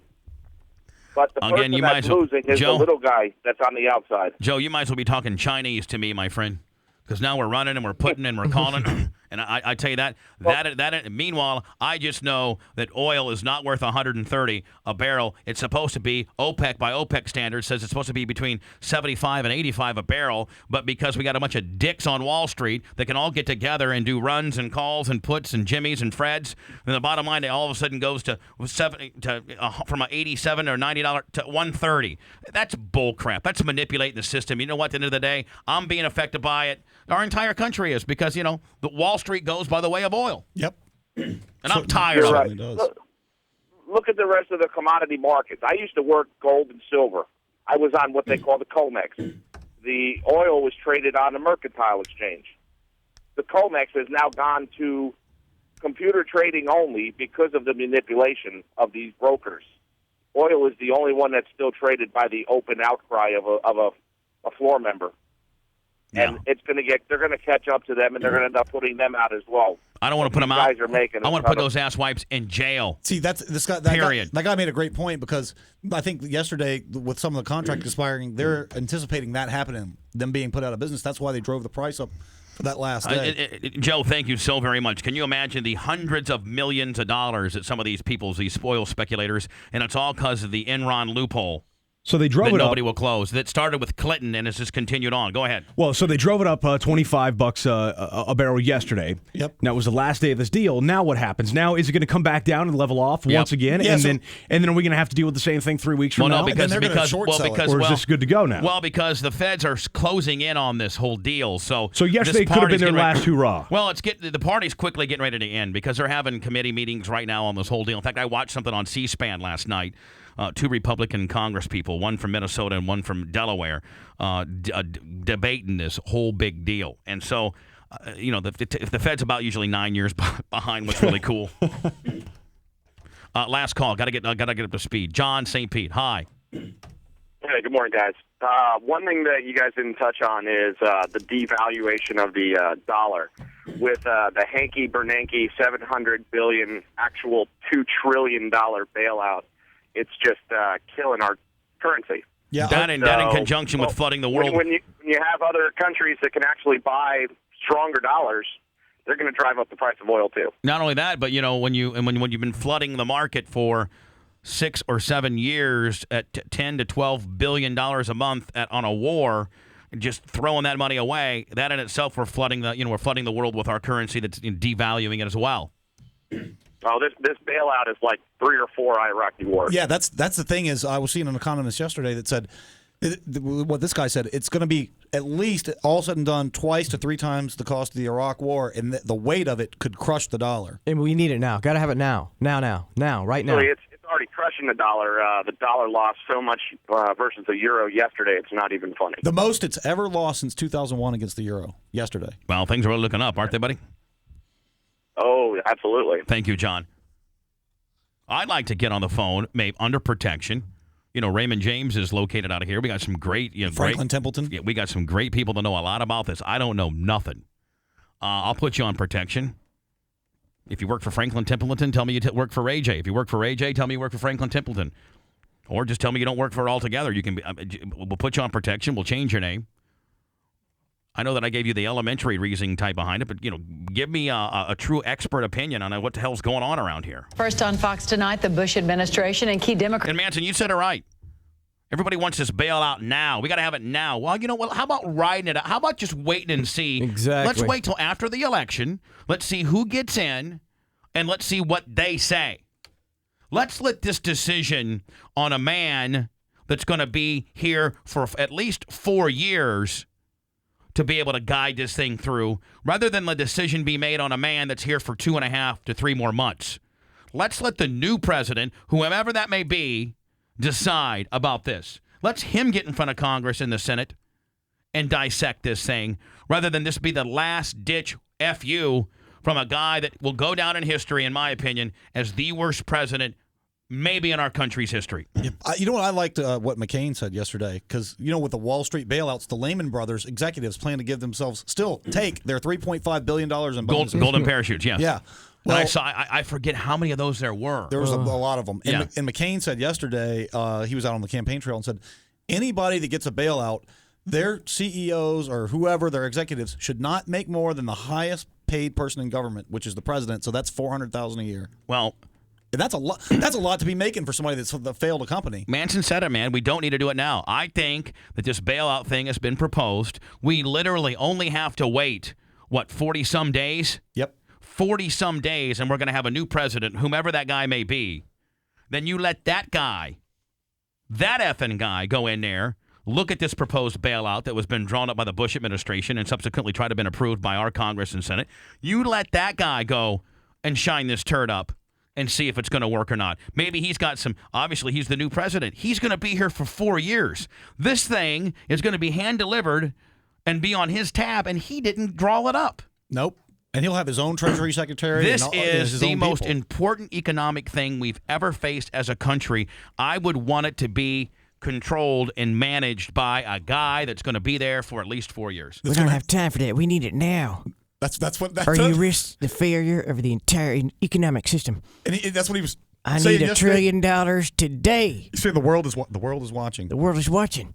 And I need my money now before I First get on out of Fox office. tonight, the Bush administration and key Democrats are hashing out details of a $700 billion bailout for failing financial firms. Two sides have agreed to include mortgage help for homeowners, but are wrangling over other issues.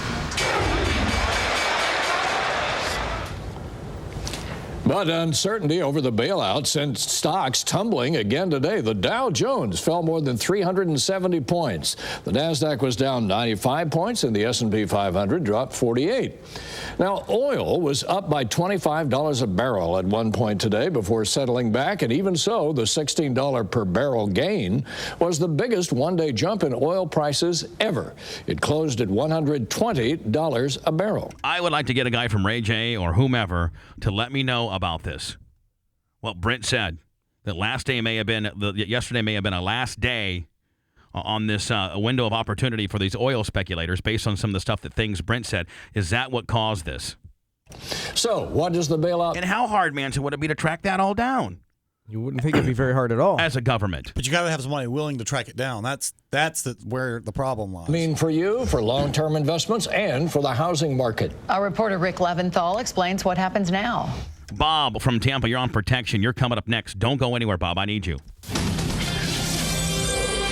Investors and consumers anxious for details on Washington's plan to save banks and steady the markets. The Dow finishing more than 370 points down at the end of trading. President Bush heading to New York to address the United Nations, where he's expected to talk. And the bottom line is, man, I'm 42. I'm sure most of the people listening to us are probably within 24 to 54. And have you ever, and I know that you know, whatever, have you ever seen it this bad? Have you ever seen it this bad? Never have I. No, not even during Jimmy Carter's abortion of what we called a presidency, when home rates were 21% and we had gas lines. Yeah, I mean, I heard nightmares growing up, about Jimmy Carter and how bad that was. That was bad. But now I'm looking at this, and I'm going, whoa, wait a second. That was a county fair compared to this. About the economy. Congress working through the weekend to hammer out the financial plan. Treasury Secretary Henry Paul. And we're worried about tax cuts. We're worried about getting tax cuts. We're worried about please. That's the last thing on our mind. And pushing lawmakers to move quickly. But amidst the pressure to produce a bailout, there's disagreement between... Why do we got to bail people out? Let people fold. If a business when Planet Bubba Clearwater was nobody bailed me out, man. They locked the doors on me. Like this place sucks. If a business is too big to fail, then it's too big to exist. Parties on how it should be done. We're not out here playing soccer, basketball, or football. This is a new game, and we're going to have to figure out how to do it. Indiana Republican Representative Mike Pence says the current plan is too lenient on Wall Street CEOs. Pence also says Congress owes it to the American people to take the time to get it right. Transferring $700 billion in unaccountable money. I don't even think that people even know I don't even think our lawmakers or our president realizes that he's just been drunken with numbers. Trillions, billions, zillions. Yeah. Who cares? What's the war cost for me? It's going to it's going to be about $2 billion a week. Oh, no big deal. Can you handle that? Yeah. Call up China, see if we can get a HELOC on the White House. Home equity. See if I can get an equity loan on the White House. I could throw in the monument for good measure. See if I can get a couple billion on that. To the federal treasury to be handed out. Bob, you're next. 30 seconds away. Don't go anywhere. To any institution holding bad mortgage paper is no way to serve the long-term interests of the American people. You may have heard the federal bailout will total a staggering $700 billion, but that's only an early estimate. The final price tag could end up as high as $1.3 trillion with the American taxpayer. Again, these numbers, we are just so... We just tune them right on out. If you really knew what the economic effect of that's going to be to our country, now you're in the trillions. Oh my God! Like Manson said, our total national debt doesn't even equal that. Oh, yes, it does. No, I thought we were. Our deficit. The deficit doesn't. The national debt. We had to raise. We're half of that for our deficit. Well, we had to raise the debt ceiling to $11.6 trillion. I'm saying our deficit. Yeah. How we operate in the red. The deficit's over $400 billion right now. Without this, $500 billion. Yep. And now we're getting drunken with numbers. Like Manson said, if you stacked $100 bills, one on top of each other, all the way in the sky, it would go so far into space that the space shuttle orbit would run into the lower half of it. That's $1 trillion. In New York, Rick Leventhal, Fox News. Congressional leaders have already emerged from a closed-door meeting. They've come out with no timetable for action on the bailout, and President Bush has been prodding Congress throughout the day for quick action. Now. Bob, I got you scrambled. You're on protection, man. What am I missing here, my friend? Well, I just want to throw in a couple of factors that would, I think, help explain so people understand what's really happened. Right. You hear a lot of talk. I mean, this is not going to be the Great Depression. Okay, that's not what we're talking about. It is a significant economic hit. Brent is right. It's probably going to be on the order of the post-Vietnam War hangover that we had after Johnson and all that spending and the inflation that put into the economy. But the thing that is really astonishing, what people should be mad about, this is not a partisan issue. It's not McCain. It's not Obama. No, and I agree. Hold on now. I want you to understand that I've not made it a partisan issue. I think everybody is to blame in the dereg of Wall Street, which was done by everybody. I think it might have started with Clinton. But it will be a partisan issue. It was in '99, so it was Clinton that was involved. Yeah, and let me say this, okay? When the focus that most people have on oil and oil prices, that's a tiny sliver. It does have a ripple effect on the economy. But let me just put in perspective for you what I think will very simply explain the problem. And I will tell you that this was an expensive lesson for me. The entire state of Florida Treasury, when the thing came out about AIG, they were looking at the Treasury, and this is in the paper, you can look it up. The state of Florida has $24 billion. So basically, that's its bank account. Now, that's not all of its real estate and everything else, but that's the money. That's the cash that the state of Florida, the investments that the state of Florida has. Right. Then on top of that, all the retirement funds for all the past state employees, all the current ones, and all the teachers, okay? That's $26 billion, all right? So you add those two things together, that's $50 billion. The guarantees for AIG are $85 billion, okay? Now, here's the problem. You hear all this talk about, the subprime crisis and blah, blah, blah. That's not that big. It isn't good. But really, right now, only about 2.5% of loans are in foreclosure, and only a little bit less than 7% are delinquent. So that's not the issue. The issue is what are called credit default swaps. Okay, because those loans, all those loans were, the concept is called securitization. So if I loan one bad loan to one person, that's a bum, right? They don't pay me back. Right. I get 1,000 of them together, bundle it together in a fancy name, collateralize it with all of the, cross-collateralize it. Now I've done what's called securitization. I run a model that says, in the worst-case scenario, only 11% of these people will default, and look at the rate you're getting, and so you run the numbers, and this is still a profitable investment. I bundle that together. It's called a collateralized debt obligation, CDO, or a CMO, collateralized mortgage obligation. I take that in the marketplace. I sell it. So far, so good, right? Because at this point, somebody's holding that paper.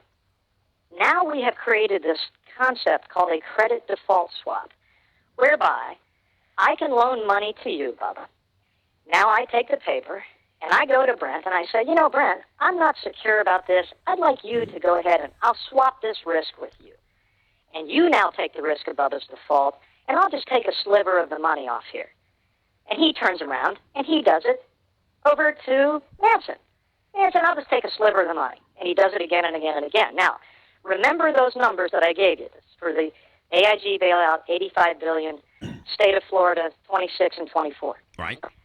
In 2007, the size of the credit default swap market is $47 trillion. Trillion? Trillion. 47 trillion. Okay? That, my friend, is the issue. Now, it seems like everybody, it's a big hot potato handoff. And where does... Exactly. Now, Bob, I'm not a very smart man. I'm high school educated at best. I mean, I'm decent at some street smarts. But, it seems like it's a big hot potato. Musical chairs. Try to leave the glass guy hanging. Hey, where can I look up... Exactly. Where can I look up this information? Exactly. I'm sorry? I just want to know where can I look up this information just to verify it and read up on it myself. Just put it. You Google credit default swaps and you'll find it. Okay. Now let me ask you a question. Now let me say one other thing so people understand this. Because I got a lot of questions for you. Go ahead, Bob. Okay. Let me explain why this is a problem though. Take AIG. They have a car insurance unit. Okay. There are state regulators that say, okay, if you have X in assets, I'll do a multiple based on mathematical models, and it's safe for you, AIG, if you're going to put X into this auto insurance unit, to go out and insure 1,000X cars or 800X cars, okay? Same thing with there are reserve ratios for banks, how much a bank has to have on hand versus what they can loan. Insurance companies, the amount of the assets that you have limit how much insurance you can write. The credit default swap market is naked, Bubba, okay? No one is regulating it. No one is saying, Jesus Christ, how can Bubba guarantee $80 billion in loans? He doesn't have the money. No one's doing that. The only check and balance were the rating agencies, Moody's, S&P's, Fitch's, okay? That's the only check. And if they downgrade your rating, then the rate that you have to pay on money you borrow goes up. And under some of these what are called counterparty agreements, I've got a right to come back to you with that credit default swap and say, whoa. When you gave me what in essence was insurance or a guarantee, you were a AAA rated company. Now you're an A-rated company? No. Take it back. That's how the house of cards starts to fall. Now when AIG gets rated downgraded. Now, who and Who and when started this credit default deal? Who and when? It seems like this is the beginning of the end. And who and when started this? I don't know the answer to that. I think the market's for it is probably about 4 or 5 years old. No, but I don't know the answer to that. What I'm saying is, whatever happened to, the old time deal where you went to somewhere and you borrowed some money and that person held it, and the good old days. Yeah, the good old days where hey, Bubba went to Bob's bank, your bank or whatever, and I borrowed $100,000, and Bob, you'd be damned to get it back. There's a finite amount of money I can make if you're doing that. I'm limited. If I can get the debt off my books, now I'm back and I can loan money again, and I still have that sliver of the old debt that I got rid of. Greed. It's all about greed. Let me tell you what. I just looked it up. This guy's right. Oh, this guy's dead on, man. He's right because I just looked it up just now. Credit default swaps in the market in June 2007. So I'm sure he's right on his numbers. Right. Was at $42.6 trillion, up from $28.9 trillion in December of 06. So from December of 06 to June of 07, it almost doubled. Yeah. Now, Bob, let me ask you a question.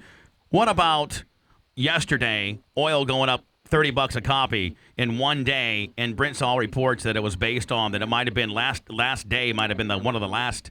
Some contract expires. Some contract expires short date. Did you hear my talk about that?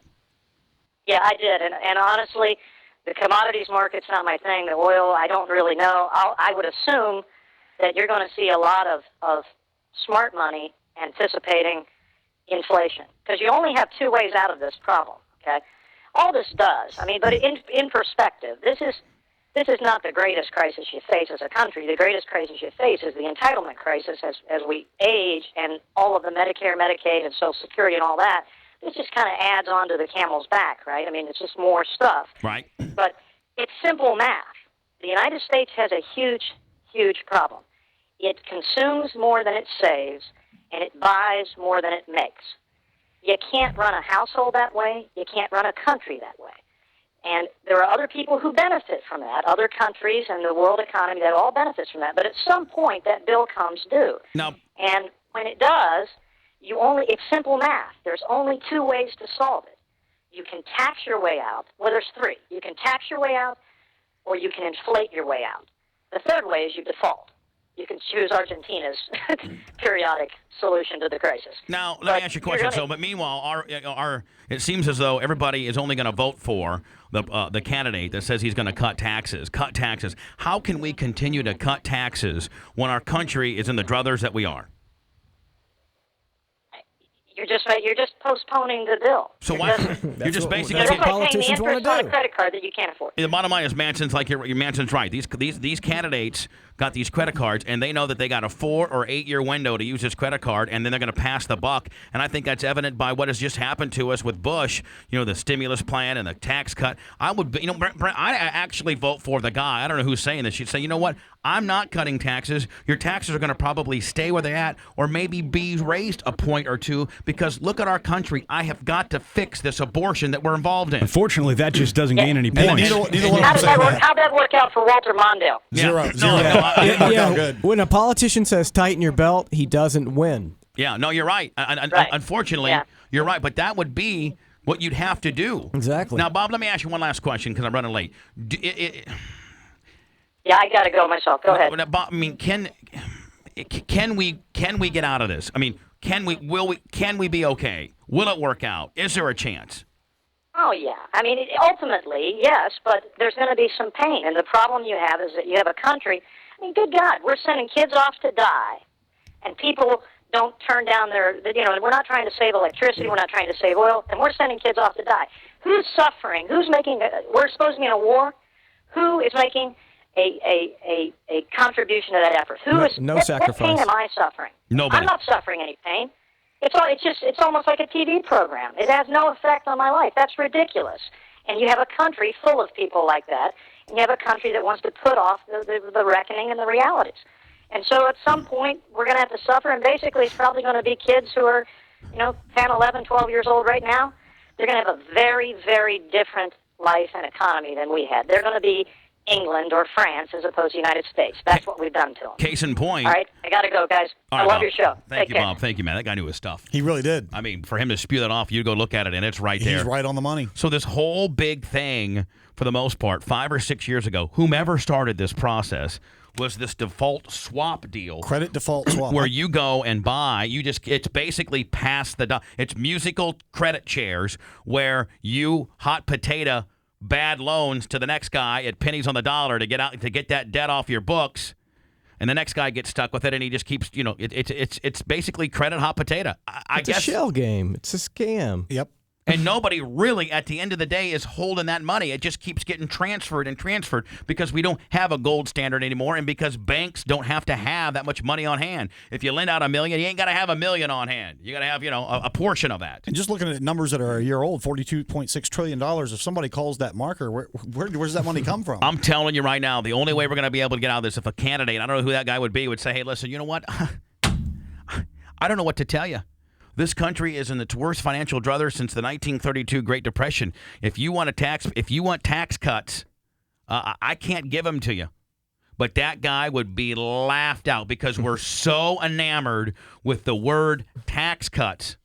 We're so shallow. That guy would not make it out of the primaries. No, hell no. He'd be lower than. He'd get less votes than Ron Paul. He'd be stoned at his first public event.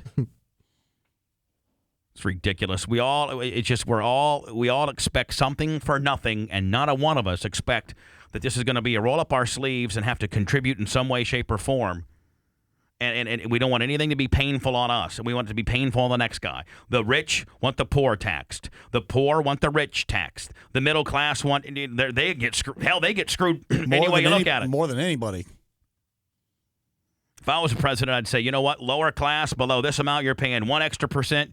Middle class, you're paying 2. And upper class, you're paying 5. That's the way it is.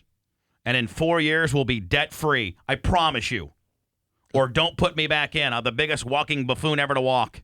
You want to get out of this thing? Pay 1% more of your pay, 2% more in the middle, and 5 on the upper. If not, let this numbnut over here that's promising to cut taxes, and your dollar will be worth 62 cents on the dollar. And you might lose your house. And you might be paying $5.50 for gas.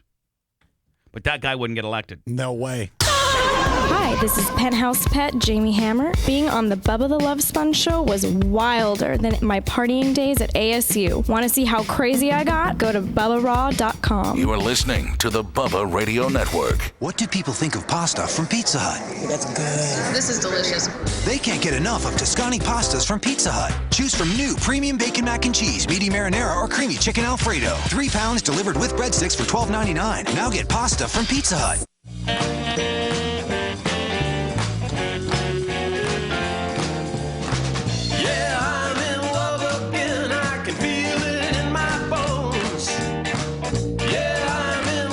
Giving the one you love the one he loves. With Walmart's unbeatable prices on Sony, Vizio, Sharp, and Samsung, the same name brands as those expensive electronic stores, moms can do anything.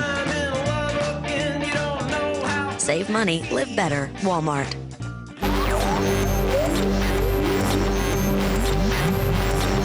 BTLS.com.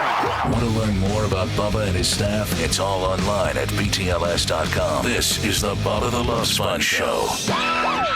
Previously on the Bubba the Love Sponge Show. Spice, how mad would you be if a radio personality had just done what we did to him to you? I'd be livid.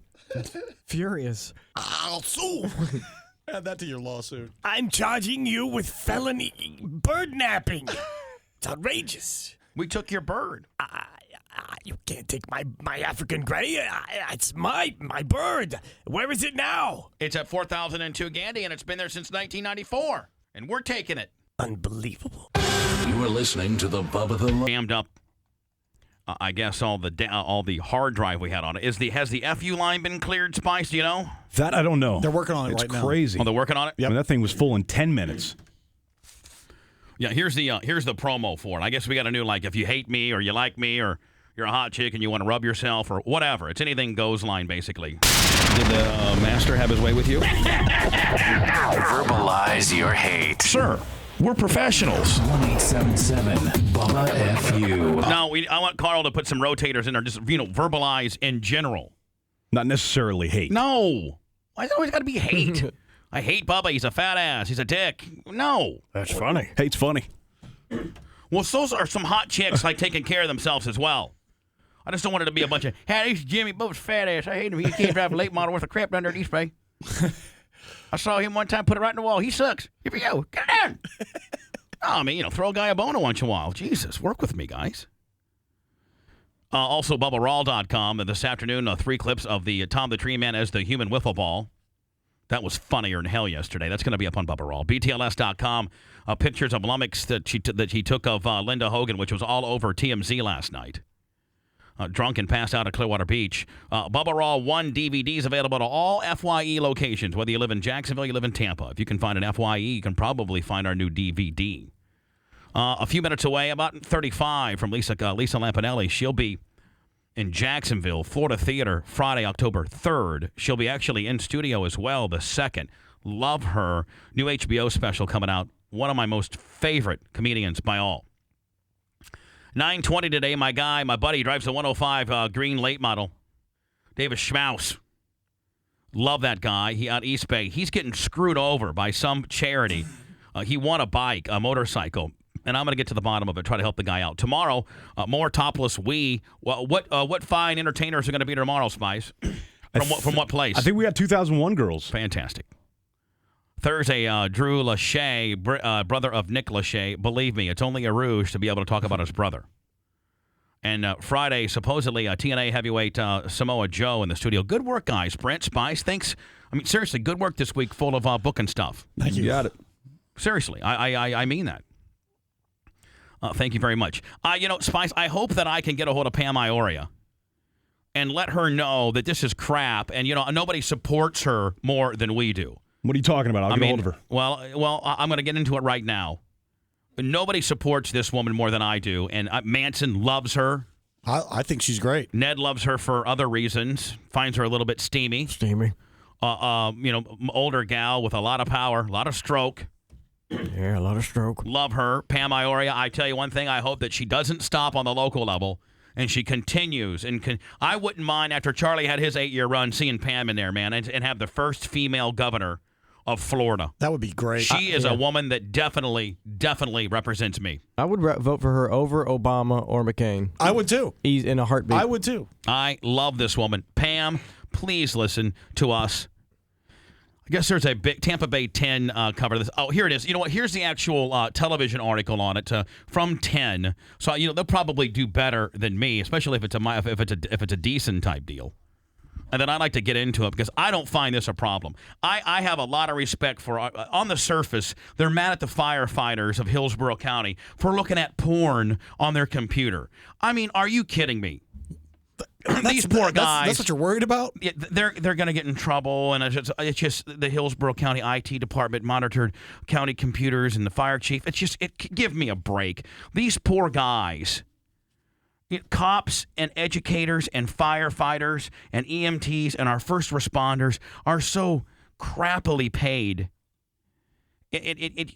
So who are they hurting? Now, you know what? If they got NAMBLA sites and they're looking at kid stuff, which is a crime. Fine, it's a crime. But I mean, seriously. Now, I've not gotten into the television report as to how much of an uproar this is, but I want to listen to it, and then I'd like to support, possibly on the surface, I want to support the firefighters. This is bull crap. I got some good friends that are Hillsborough firefighters, Jimmy and firefighters Steve. busted for surfing porn sites on the clock and on county computers. Let me ask you a question. After you clean the truck, right, Spice? Mm-hmm. And after you got the firehouse like so clean that you could eat off the floor, and after everything is done, and there are no, and you've lifted your weights for the day, and the captain's screwed around with you, so right, made you guys do this and that, and you had your training and you had your meeting. Well, I mean, seriously, these guys... You're sitting there and you hang out. That's it. It's your job. Wait for a fire. Monitoring revealed the problem at some Hillsborough County firehouses. At 6, we told you how no one will lose their job over this. Now, lots of people are sharing their thoughts about this story online at TampaBase10.com. We'll run some of them at the bottom of the screen as reporter Melanie Brooks talks directly with you, the taxpayer, about porn sites served. Oh, listen, Channel 10, stop. Directly you, the taxpayer, stop. I'll take my taxpayer dollars going to the Hillsborough County Fire guys looking at a little bit of porn any day other than how wastefully it's spent in other areas. Are you kidding me? I hope Pam does not make an example out of these guys. This is directly on her tab. I mean, what she says goes. Yep. They work for her. If it's a city of Tampa deal, if it's a county, then I don't know. Then you know what? Brian Blair, you're a county commissioner. Brian Blair, you do the right thing, my friend, and you do not make an example out of these guys, period. Problem is, they violated policy, and if you're Brian Blair, okay, you're not going to stand and be like, hey, I think it's okay for these guys to look at porn. No politician in their right mind would possibly do that, unfortunately. Well, if they don't want them to look at porn, can't they just put some firewalls on their computers? I mean, it's a big deal. On public property. Surfing the web at work is nothing new, and it's not illegal. But surfing pornography websites on county computers during county time, well, that's a different story. Humans are humans. I mean, but I wouldn't do it on the business computer. That guy's definitely taking care of Local himself. Hillsborough. like that guy's from our country. They pulled that again. That guy's definitely got his computer in front of him looking at some stuff. The biggest rube you can find. They pull him out of the bushes. County firefighters were caught downloading hundreds of porn files, some too racy to... I'm telling you right now, as long as there's not a one of them that contains kids, man, I say, you know what, fellas, stop. Obviously, people are on to you, and the public's going to go crazy. But you know what? Nobody's losing their job. Nobody's losing their pay. And say, you know what? Nobody's losing their rank. Nobody look at any more porn. Done deal. Nobody slap on the wrist. Stop. Nobody's getting suspended at all. Period. It may not be the popular thing to do, but it's the right thing to do. Everybody wants to be holier than thou. Everybody wants to, you know what I'm saying? Everybody wants to be, holier than thou. Exactly. Everybody's got this holier than thou type deal. But what do you really do at your work? What do you really do at your home? What shady thing? Look at yourself and ask that question to you. Yeah, and this is really sensationalizing a story. Yeah, and people have an inability to be introspective. They just want to look at everybody else. Yeah. I'll be holier than thou. Yep. We wanted to connect with you, the taxpayer, and show... Now, again, I've not heard what the outcome... I've not heard this prior, so I hope that Channel 10, really, really, really interviewed a cross-section of good people out there, because I think that the average guy out there that's listening, I'll be like, who cares? Again, as long as they're... Worries. I mean, Manson does not look at online porn. He could care less. I think, the people that work near his firehouse... as long as they have a history of being there on time and they're not looking at kid porn, Manson, I don't think you would care. I don't really worry about what the firefighters do in their free time. I mean, as long as they're there waiting for a fire. Right, as long as they can get to your house in 4 or 5 minutes when it's burning down. Yeah. I don't care if they were looking at, melissamidwest.com prior. I could care less. I mean, if they get a call, right, and Jimmy's in the firehouse going, hang on, it's going to be a few minutes. I'm still busy. Then you got some worries. I don't care if they're watching, AkiraNYC.com, BubbaRaw.com. I don't care. StormyDaniels.com. Oh, yeah, that's the one I'd be on. Screw all that other. I'd be on StormyDaniels.com. That's where I would be solid. Farm Secrets. What, Ned? What'd you say, Ned? Farm Secrets. I don't know if you could be on that one. Ned, legally you cannot. Ned, I hope that you're not using any of my computers here. Oh, heavens, on no. Farm Secrets, because they'll show. I mean, Ned, that's bestiality. You cannot be doing that. Oh. It's not cool. Dave, you might want to cleanse his computer. I got Farm Secrets all over it. I can bet you that. Computer's toxic. Ned, be honest with me. Yeah. Because you're not in trouble. Yeah. But if Dave Rice would go to your computer right now, would he find Farm Secrets? We can fix it. People email me all kind of links. You just open up anything. Oh, it sounded pretty interesting. So but you want to know the secrets on the farm, Brent? No, I have there's no one secret out there. I'll tell you one thing. I'd be Stormy Daniels, my lord. StormyDaniels.com, Spice. That's the one that I go to. I ain't lying. Mm-hmm. Show you some of those titles firsthand. And while we can't repeat them on television, we let you sound off. What do you think about titles like that on a work computer? No, I don't think it should be on a work computer. They can do that when they're at home. What do you think about that? Oh, I don't think I would do that at my employment. What do you think about that? But you guys aren't firefighters. And on top of that, this kind of is their home because they're working the 3-day shifts or whatever where they stay in the firehouse, they sleep there, and they live there. Again, that's why it's a firehouse. You're not a fireman. Well, your menial job is not like what a fire guy has to go through. 60-year-old women, too. Oh, my, I don't think gushy. that's... No, I wouldn't do that. Go out to Wesley Chapel and interview Manson. He'd be like, I could care less. As long as they're at my house when I need them here, who cares? They're not going to show those guys on TV. And then they interview Ned, and they'd be like, yeah, that'd be great. I was a fireman back in the 60s, and Jesus, we didn't have pewters, but we got into some 8mm stuff, broke out it. Yeah. Swag, smut, snuff. Gotta occupy your time. Nah, it's not. Not if they're going to be doing that on public computers. Private's all right. Everybody wants a public. I'm a taxpayer, and I paid 18 cents on that particular computer. You're wronging me. Oh, you get over it. On top you of bunch it, of minions. On top of it, none of these people that get interviewed want to be the one on TV going, yeah, I think it's okay. Yeah. Because then if their friend or their coworker sees them on TV saying it's okay, then they're busted. Well, not in the workplace. That's just wrong. In fact, not only are these firefighters keeping their jobs, but the fire chief says he's going to purge all of the information on the computers, which, according to experts, is illegal and violates Section 119 of Florida law. Oh, my Don't God. bust me up. If the fire chief said, I'm giving you guys a double tall I'll tell you man what, on man. that one. What you need to do, fire chief, is you need to talk to me, and I'll have Craig the Bulldog and Coco come in ski masks. Of course, you're not going to report it. Come in ski mask and take a sledgehammer to your guys' hard drive, and then you just call me when you guys are on a call and the firehouse is empty. I'll come in and grab your pewters and steal them, and you'd be like, oh, we got robbed. What can you do? Yeah, what can you do? Which makes it a crime to destroy any public records. Taxpayers tell us.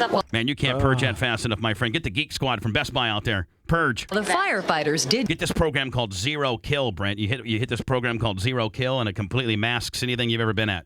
Oh. But Blitz told me about that one back in the day. I got to get that one. Zero Kill. Do something wrong, they shouldn't be let go. So you know what they're going to do now, Spice Boy? These guys are just going to go out and get their lap deals and get a Verizon wireless card. You know what I'm saying? Yeah, there you go. Big deal.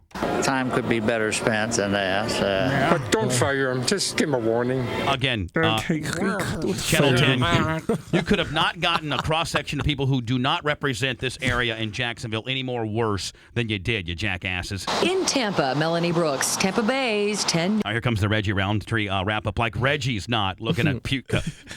Off there, I'd like to see what's going on in that Channel 10 building. Reggie's on Black on Blondes all day, I promise you. Interracial housewives, interracial MILF, all that. Come on, Reg, work with me. I've seen you at venue. You're my boy. I guarantee you, Spice, he's on Black on Blondes. Or MILF Hunter, one of the two. News. Now the top. That's not illegal for me to say that, is it, Brent? Illegal? No. I mean, a violation, is it? No. Black on Blondes? No. Ned, you ever been to Black on Blondes? Of course. MILF Hunter? Child's play. I heard you're on Gilf Hunter. Yeah, what's wrong with that? I heard you're on... Grandmas need love, too. No, I heard you on Gilf.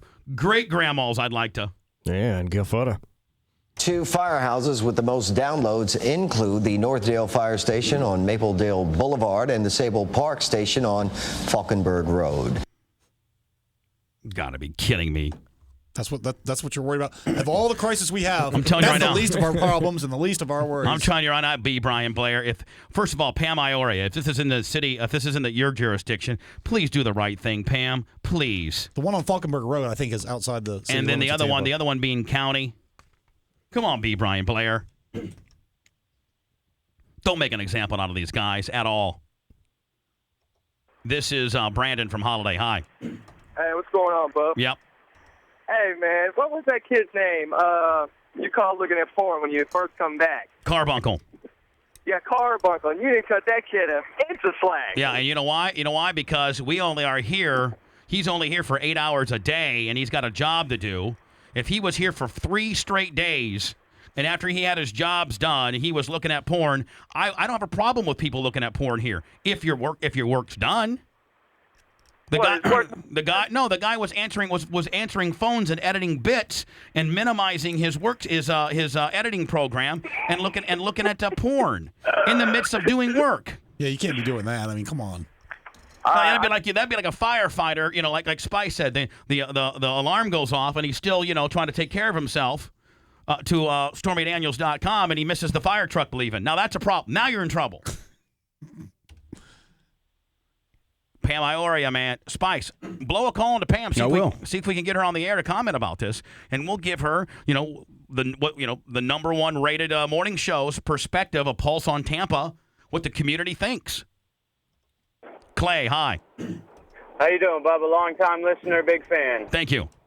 I just wanted to let you know that I agree with what you say 100%. If them firefighters are doing their job, it shouldn't matter what they do on the internet, as long as they're doing their job, period. I agree. As long as it's not kiddie porn, man. If it's, Stormy Daniels, Akira NYC, Bubba Raw, I could care less. Gilfs, MILFs, blondes on blacks, whatever. Ned, not Farm Secrets, Ned. That's bestiality. You can't do that. That was a link someone sent me. I was appalled at it. Well, even if somebody sends you a link, it doesn't matter where the link was derived from. It's whether you downloaded it and viewed it on your computer. I don't know what it was about. Is that why you've been to it 30? By the way, I just got a report from doing research from Dave that just in the month of September, you've been on there 37 times. Research, like I said. We have monthly reports, and Dave. 37 times in 23 days. That's more than, and we only, hold on, Brent, how many work days has that been? That's only been 23 fiscal days. Yeah. Oh, here, I got my calendar right here. Ned, what are you, Ned Townsend? You're doing research? Hold on. Put a stop to this, and the only way is to roll up your sleeves and dig in. 1, 2, 3. Shut up. 4, 5, 6, 7, 8, 9, 10, 11, 12. We've worked 13 work days. Yeah. And you've been on it 37 times, farmsecrets.com. That's not even 4 times a day. Get the full behind-the-scenes experience at BubbaRaw.com. You're listening to the Bubba Radio Network.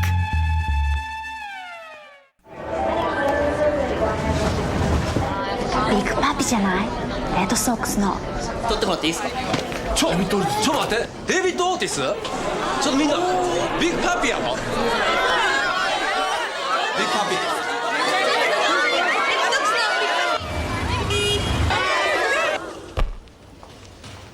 You know Big Papi. It's that authentic. New era, official on-field cap of Major League Baseball.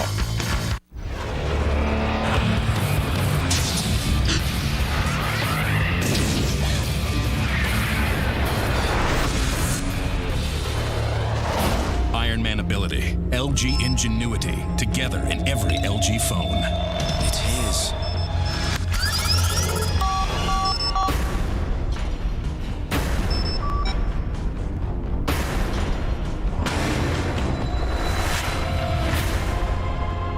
Tired? Need energy? Stacker 2 6-hour Power Extreme Energy Shot. Feel it fast. Energy that lasts. Extreme energy. Energy that lasts. 6 hours of power. Stacker 2 6-hour Power Extreme Energy Shots. Available at your local convenience store.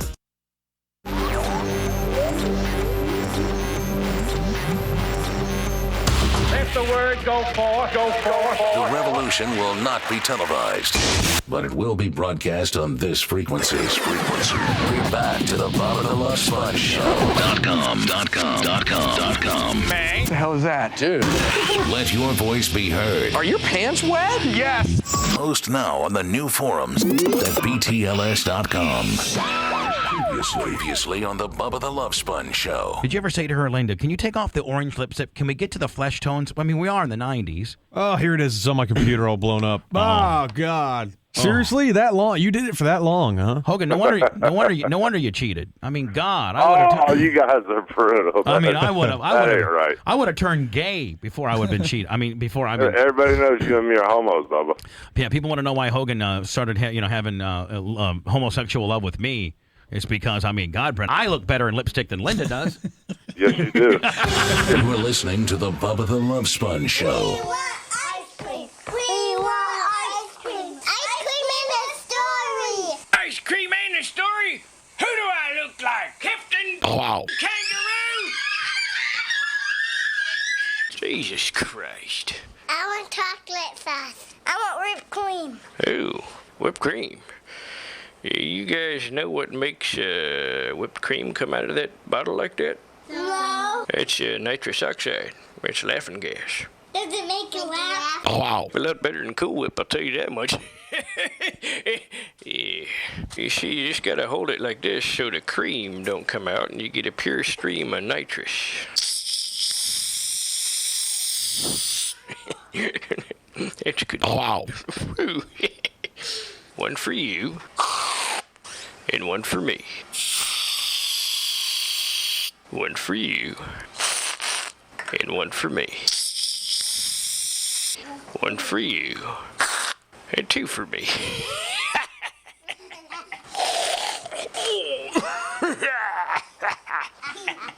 Okay, here's a story of Little Red Riding Hood.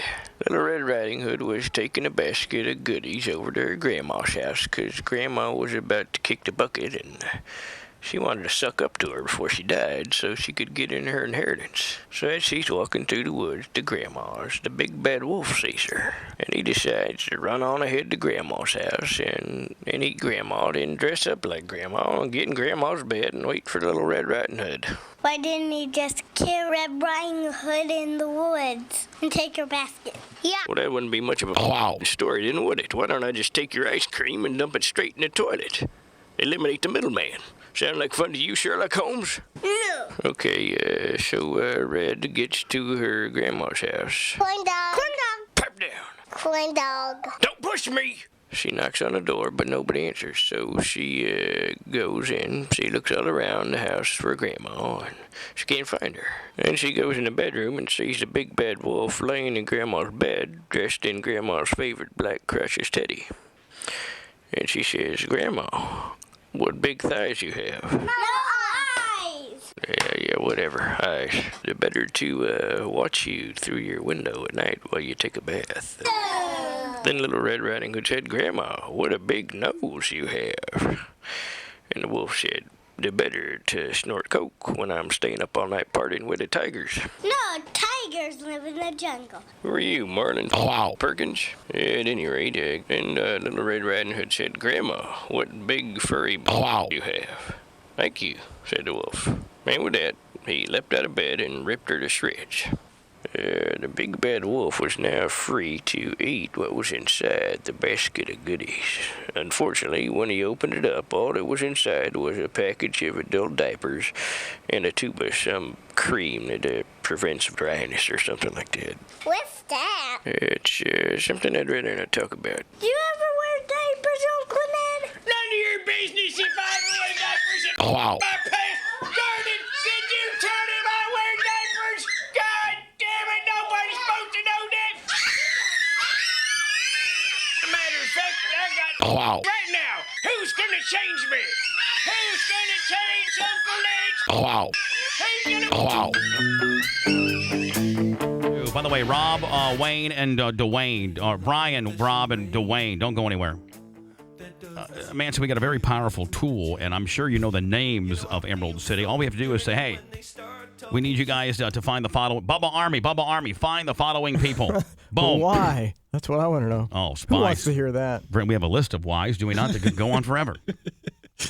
It's a rib. We want to hear It's a Welcome rib. to the Jungle. The people demand a reunion. Maybe we could do, hey, screw Jesse the James Dupree and Jackal. Let's do an Emerald City deal for Bubba Palooza, December 6th, Jacksonville, Florida.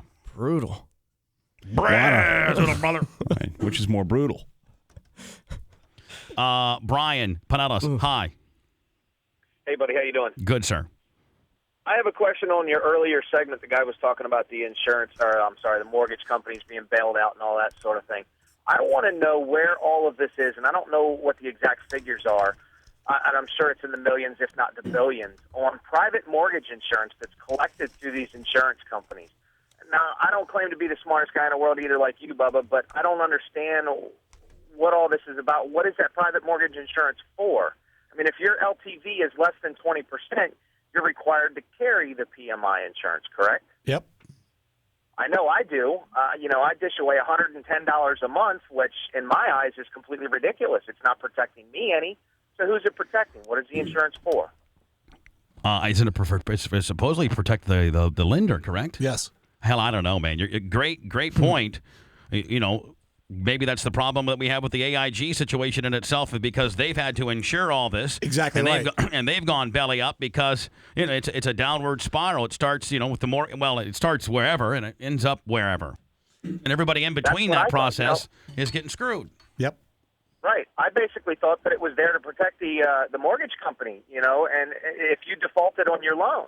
That's so what if it. this is Yeah. the case, But I mean, where at the end of the hell is all day, that insurance money? Well, at That's the end of the day, man, they probably have got an influx of bad mortgages, and they've had to pay out so much they didn't expect.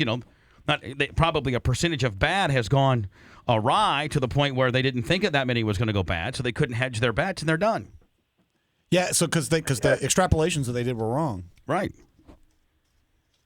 There you have it. I want to talk about firefighters, not mortgage. Rob, Spring Hill, hi. Hey, how you doing, guys? Good, buddy. Go ahead. I was kind of curious on how something so petty in my mind got out. I work for a local IT government myself. We've caught our firefighters on porn sites, and pretty much the way we handled it, the next day we went out, we blocked, we web blocked where they couldn't get to that stuff. We limited the accounts where only one or two people could log in, usually the fire chief. And that was it, and it was done. Rob, what happened I just don't understand how something like that would get out. What happened to, somebody picking up the phone, Rob from IT picking up the phone down at, Fire Station 105 and saying, hey, guys, I'm down here at IT, and I see that you guys are on a bunch of stuff that you're not supposed to, man. Why don't you cut it? I'm going to go ahead and I'm going to go ahead and firewall you, because the bottom line is, man, if somebody gets a hold of this, it's going to be bad on bad. And that's as far as it really needed to go. I just don't understand why I personally don't care if you're surfing for porn myself, but, the big reason why I could see why you wouldn't want your firefighters doing that is a lot of our fire stations, we have female firefighters there as well, so if you got a bunch of guys hooting and hollering at, some of the stuff they're pulling up, it could be offensive, and, and then the next thing you know, you got a lawsuit. So, I could see why you wouldn't necessarily want that, but I don't see why it has to get to the point where it happened with these firefighters here. It could have been done. Websites blocked, accounts locked. That's it. Done. End of story. I appreciate your call, Rob. I have to agree. With regards to the female one, most of those females that work in firefighter places, they're like one of the boys. They probably watch with you. If you go to the female, you'd be like Susie Spice. Hey, Susie Spice, I'm going to look at Black on Blondes here. Is that cool with you? Yeah, sure. All right. So it wouldn't. You're not going to. If you happen to look over my shoulder and see a guy looks like Shaq, getting a hold of a guy looks like getting a hold of a girl looks like Jessica Simpson, that ain't gonna be a big deal to you? Yeah, don't worry about it. You sure? Yeah, it's fine. All right, cool. Ain't a big deal. Dwayne, Tarpon Springs, hi. Hey, Bubba. Great show, buddy. Fellow Air Force Desert Storm veteran. I was a firefighter for 4 years in the Air Force, and before that, I grew up in a fire station. My father was the chief of the 8th largest department in the state of Michigan. And I can't tell you a time when I didn't remember going back to any of his fire stations, and behind the radiator was a Playboy or a penthouse. They were allowed, as long as their duty stations, the stuff was done around the station. When the bell came, obviously these guys aren't sitting around reading Playboy magazines on the way to a fire. These are men and women both, and how they risk their lives to save the lives of strangers. Right. If they want to look at a little porn on the website and it doesn't interfere with their jobs or their training or anything like that, let them do it. It's a high enough stress job that they have as it is. And all the female firefighters that I worked with, they're just, like you said, they're one of the boys. They would compare and say, hey, wow, she's got a better rack than I do. And this is ridiculous, and we need to jump on this and stand behind our firefighters, the men and women that risk their lives to save us every day, from traffic crashes to house fires. And my father turned to the cheek on it, and it's just part of the job. The firefighters they have a hard enough time, and for something so petty, this is ridiculous. And we need to get the Bubba Army out and stand behind these guys and gals 100%. Thank you, Dwayne. I agree, 100%. Is that Lisa Lampanelli? Yeah, it is. God, I love her.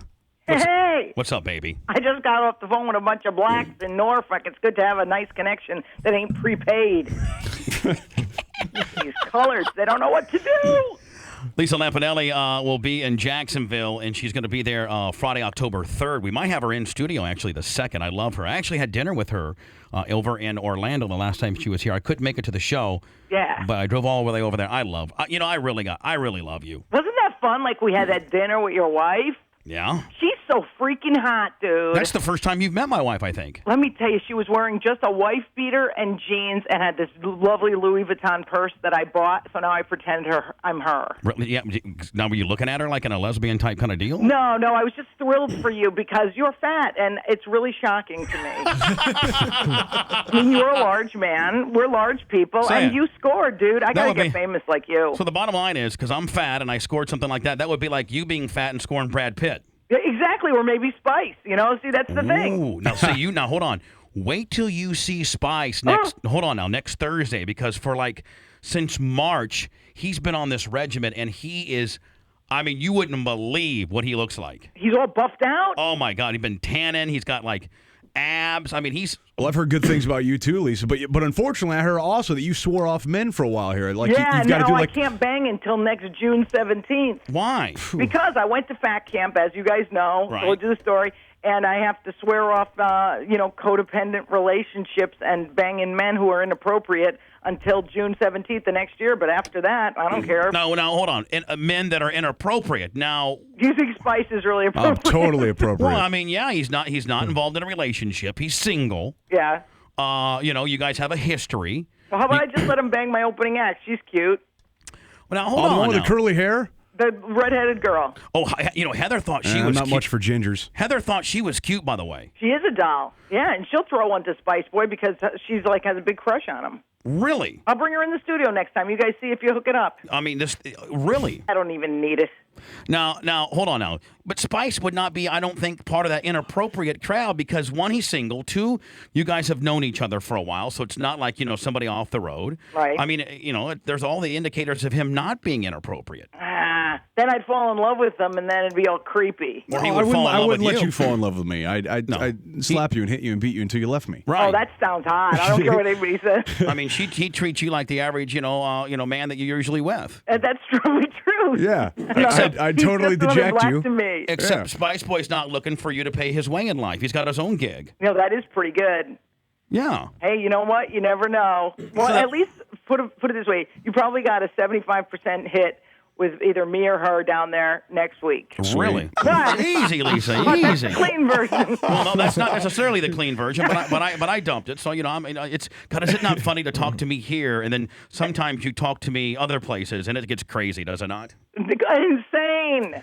So you bought one of those camo Louis Vuitton purses? Isn't it beautiful? Why don't I even seen it? And nobody has. Your wife has it. Well, yeah, my wife has it. I has bought the same exact one.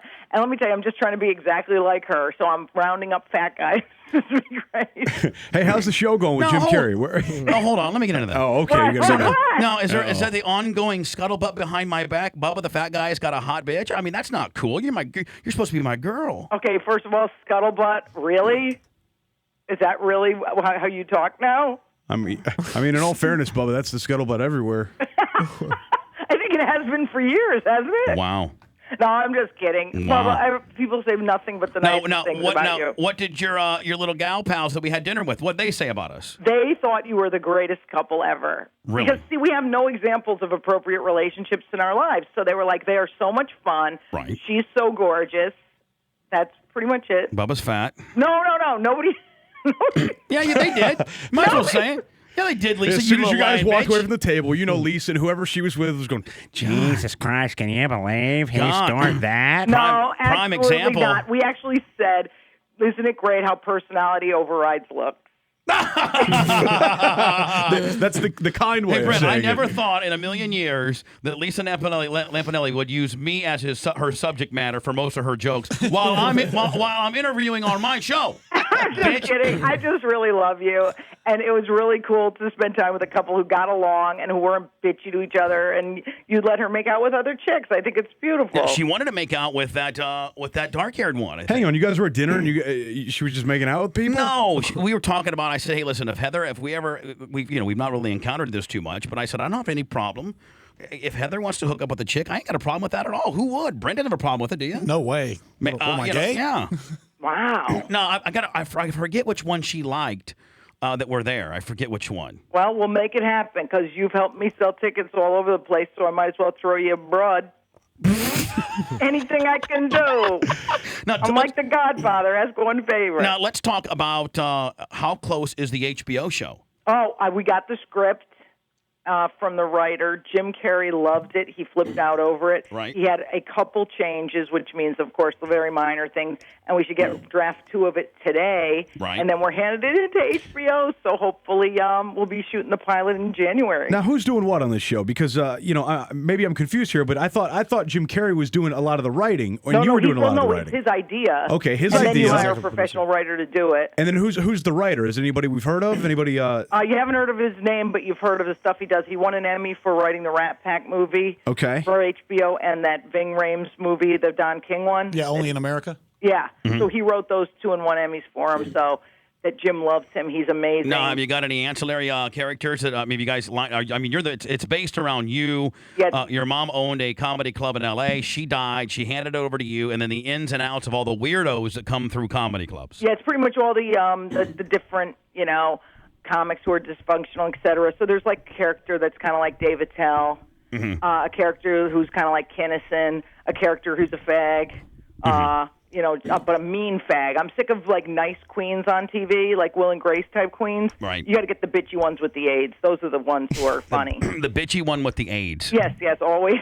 because GodHatesFags.com, as you know. Right. And what else? We got the hot hostess there. So there's like a lot of characters really based on the Comedy Store in L.A. My wife can play the hostess, I guess, couldn't she? Absolutely.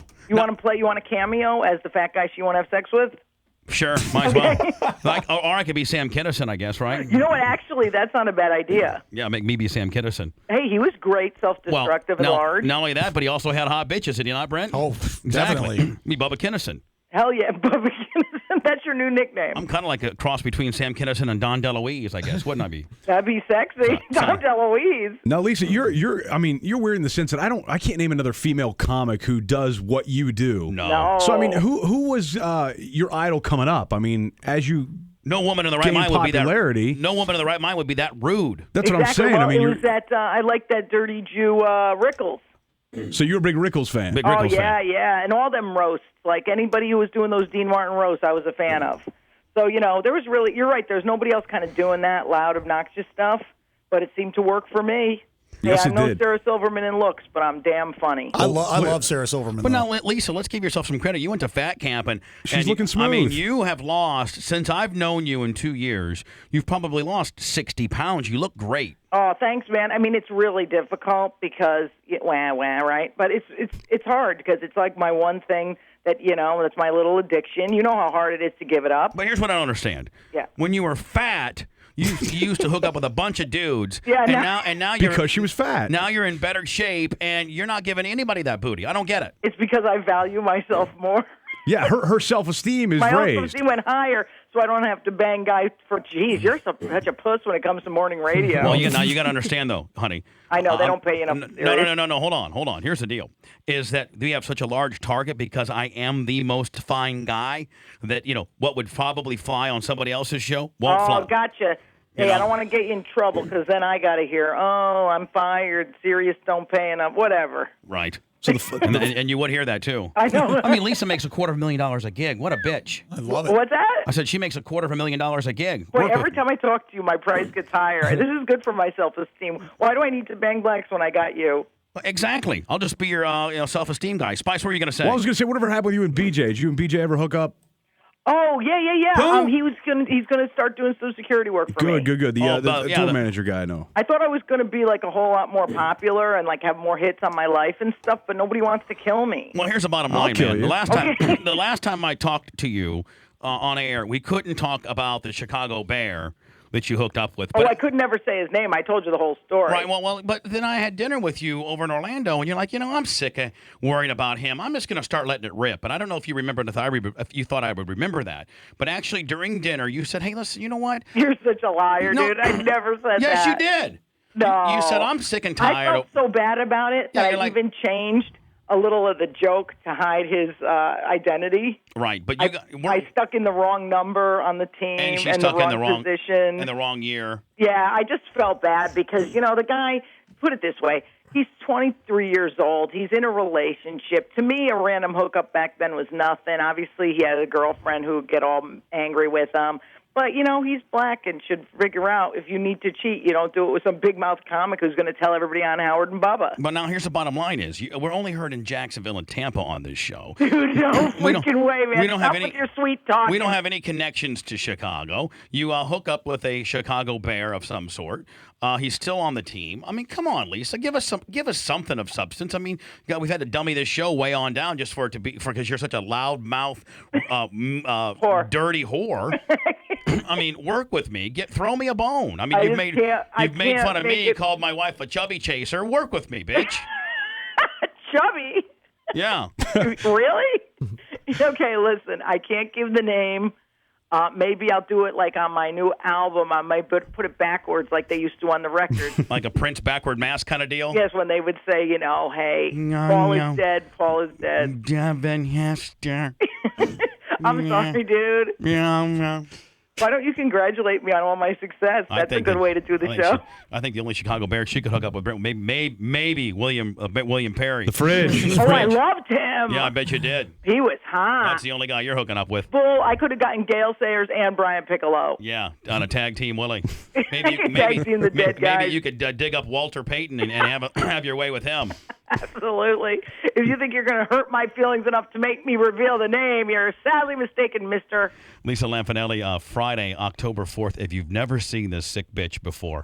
That's October 3rd. October 3rd. It's Florida Theater. Is it October 3rd? Yep.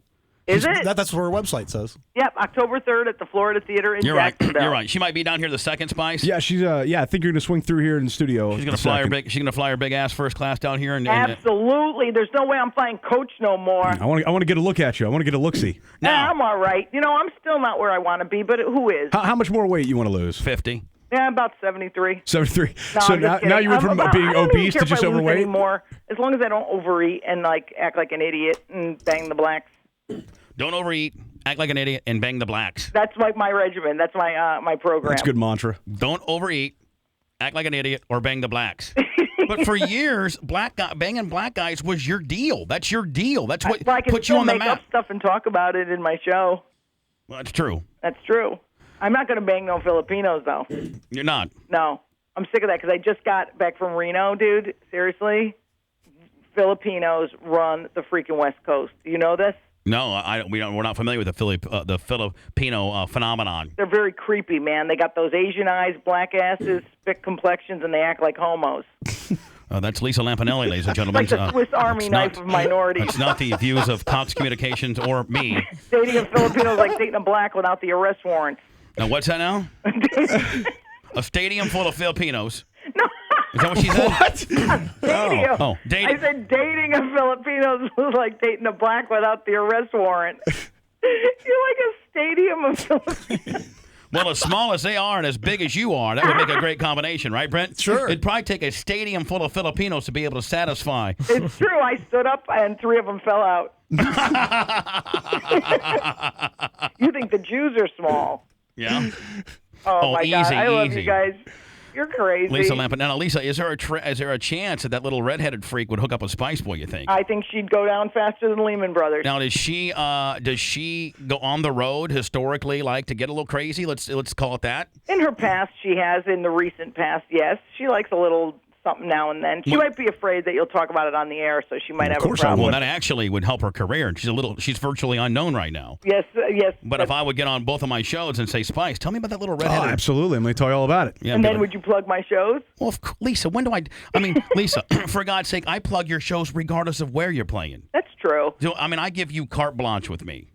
You know what? I would say that. You make more money than me, and I even picked up the dinner tab that night, bitch. You really did, because it was my birthday. So yeah. I felt it was a nice thing to do. Yeah. Thank you. Can you give me a little bit of credit? Hey, by the way, those pictures of your very overstuffed dinner plate came out great. What do you mean?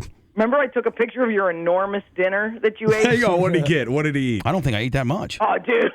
I got the pictures to prove it. I'm going to blow them up into 8x10 size and bring them down What did I have? You had an enormous steak. No, I didn't. You're such a liar. Yeah, I got pictures right here. Well, at least it might have been your plate, bitch. It wasn't mine. Dude, I swear to you. What else was on the plate? I think I had French onion soup. Yeah. As an appetizer, and I had I had the fish.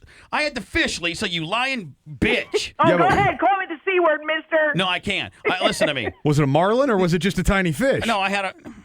He had his Marlin shirt on, by the way, when he walked through the lobby, and loved when people recognized him. It was cute.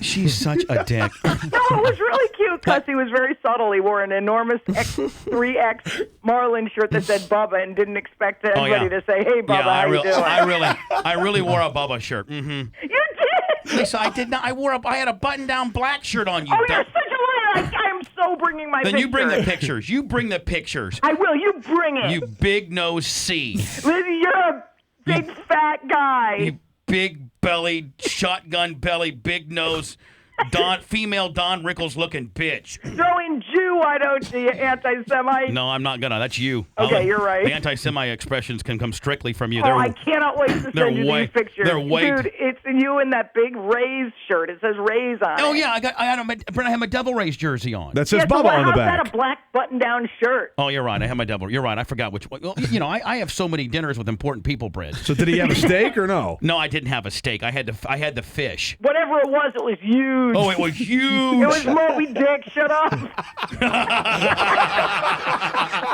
Hey, I didn't interview this bitch to get it thrown back in my face. No, Bubba, you know I love you. Hey, I could only let somebody that I cared about talk to me this way. Period. It's true. And are you going to try to come to my show, or are you blowing me off again? No, I think I'm out of town. Let me see, Brent. Let me get my calendar. Oh, he's out of town with this. K5 that. Oh, yeah.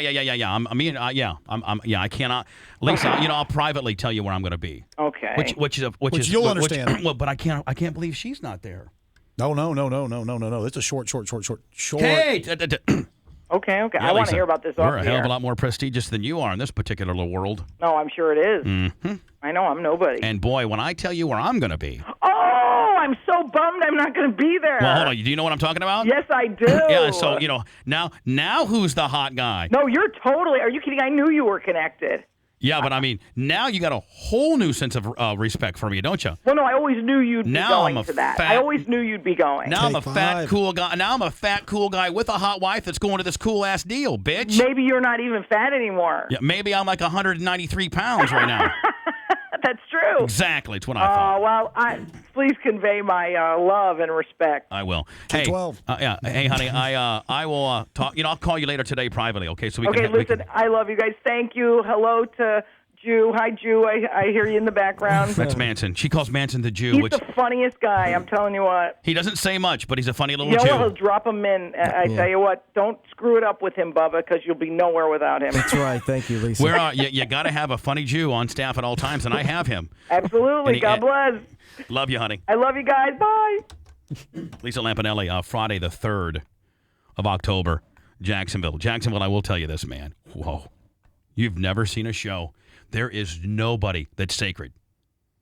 White, black, Jew, Hispanic. She rips you to shreds. Gay, Asian, half black, half white, it doesn't matter.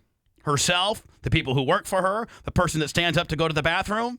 It is funny. Oh, my. Spice sat there the last time we saw her at Ruth Eckerd Hall and almost peed his pants because he was afraid to get up during the show because she would have seen him get up and then just... She would have been like, Spice Boy, I see you back there. Oh, let me tell you about Spice Boy. Yeah, I don't want anything to do with her hate. And then just off the cup, spontaneously, non-written, just made Spice Boy feel like the way I feel. Real stupid right now and fat. At least she can't use the fat card on you, Spice. But I could give her other stuff to use on you. I'm sure you could. I'd like to talk to James. I'd like to talk to, by the way, James from Largo has information on a member from Emerald City. Uh-oh. We're getting the band back together. Nathan is a Hillsborough County firefighter. I can put you on protection. You said you want to talk off air. I don't do things off air.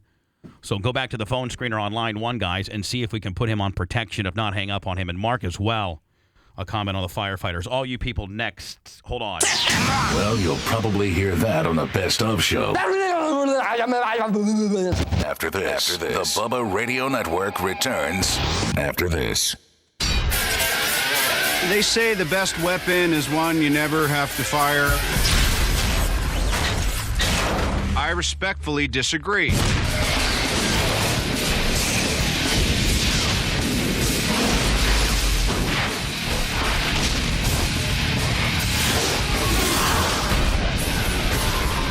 Iron Man, the official video game.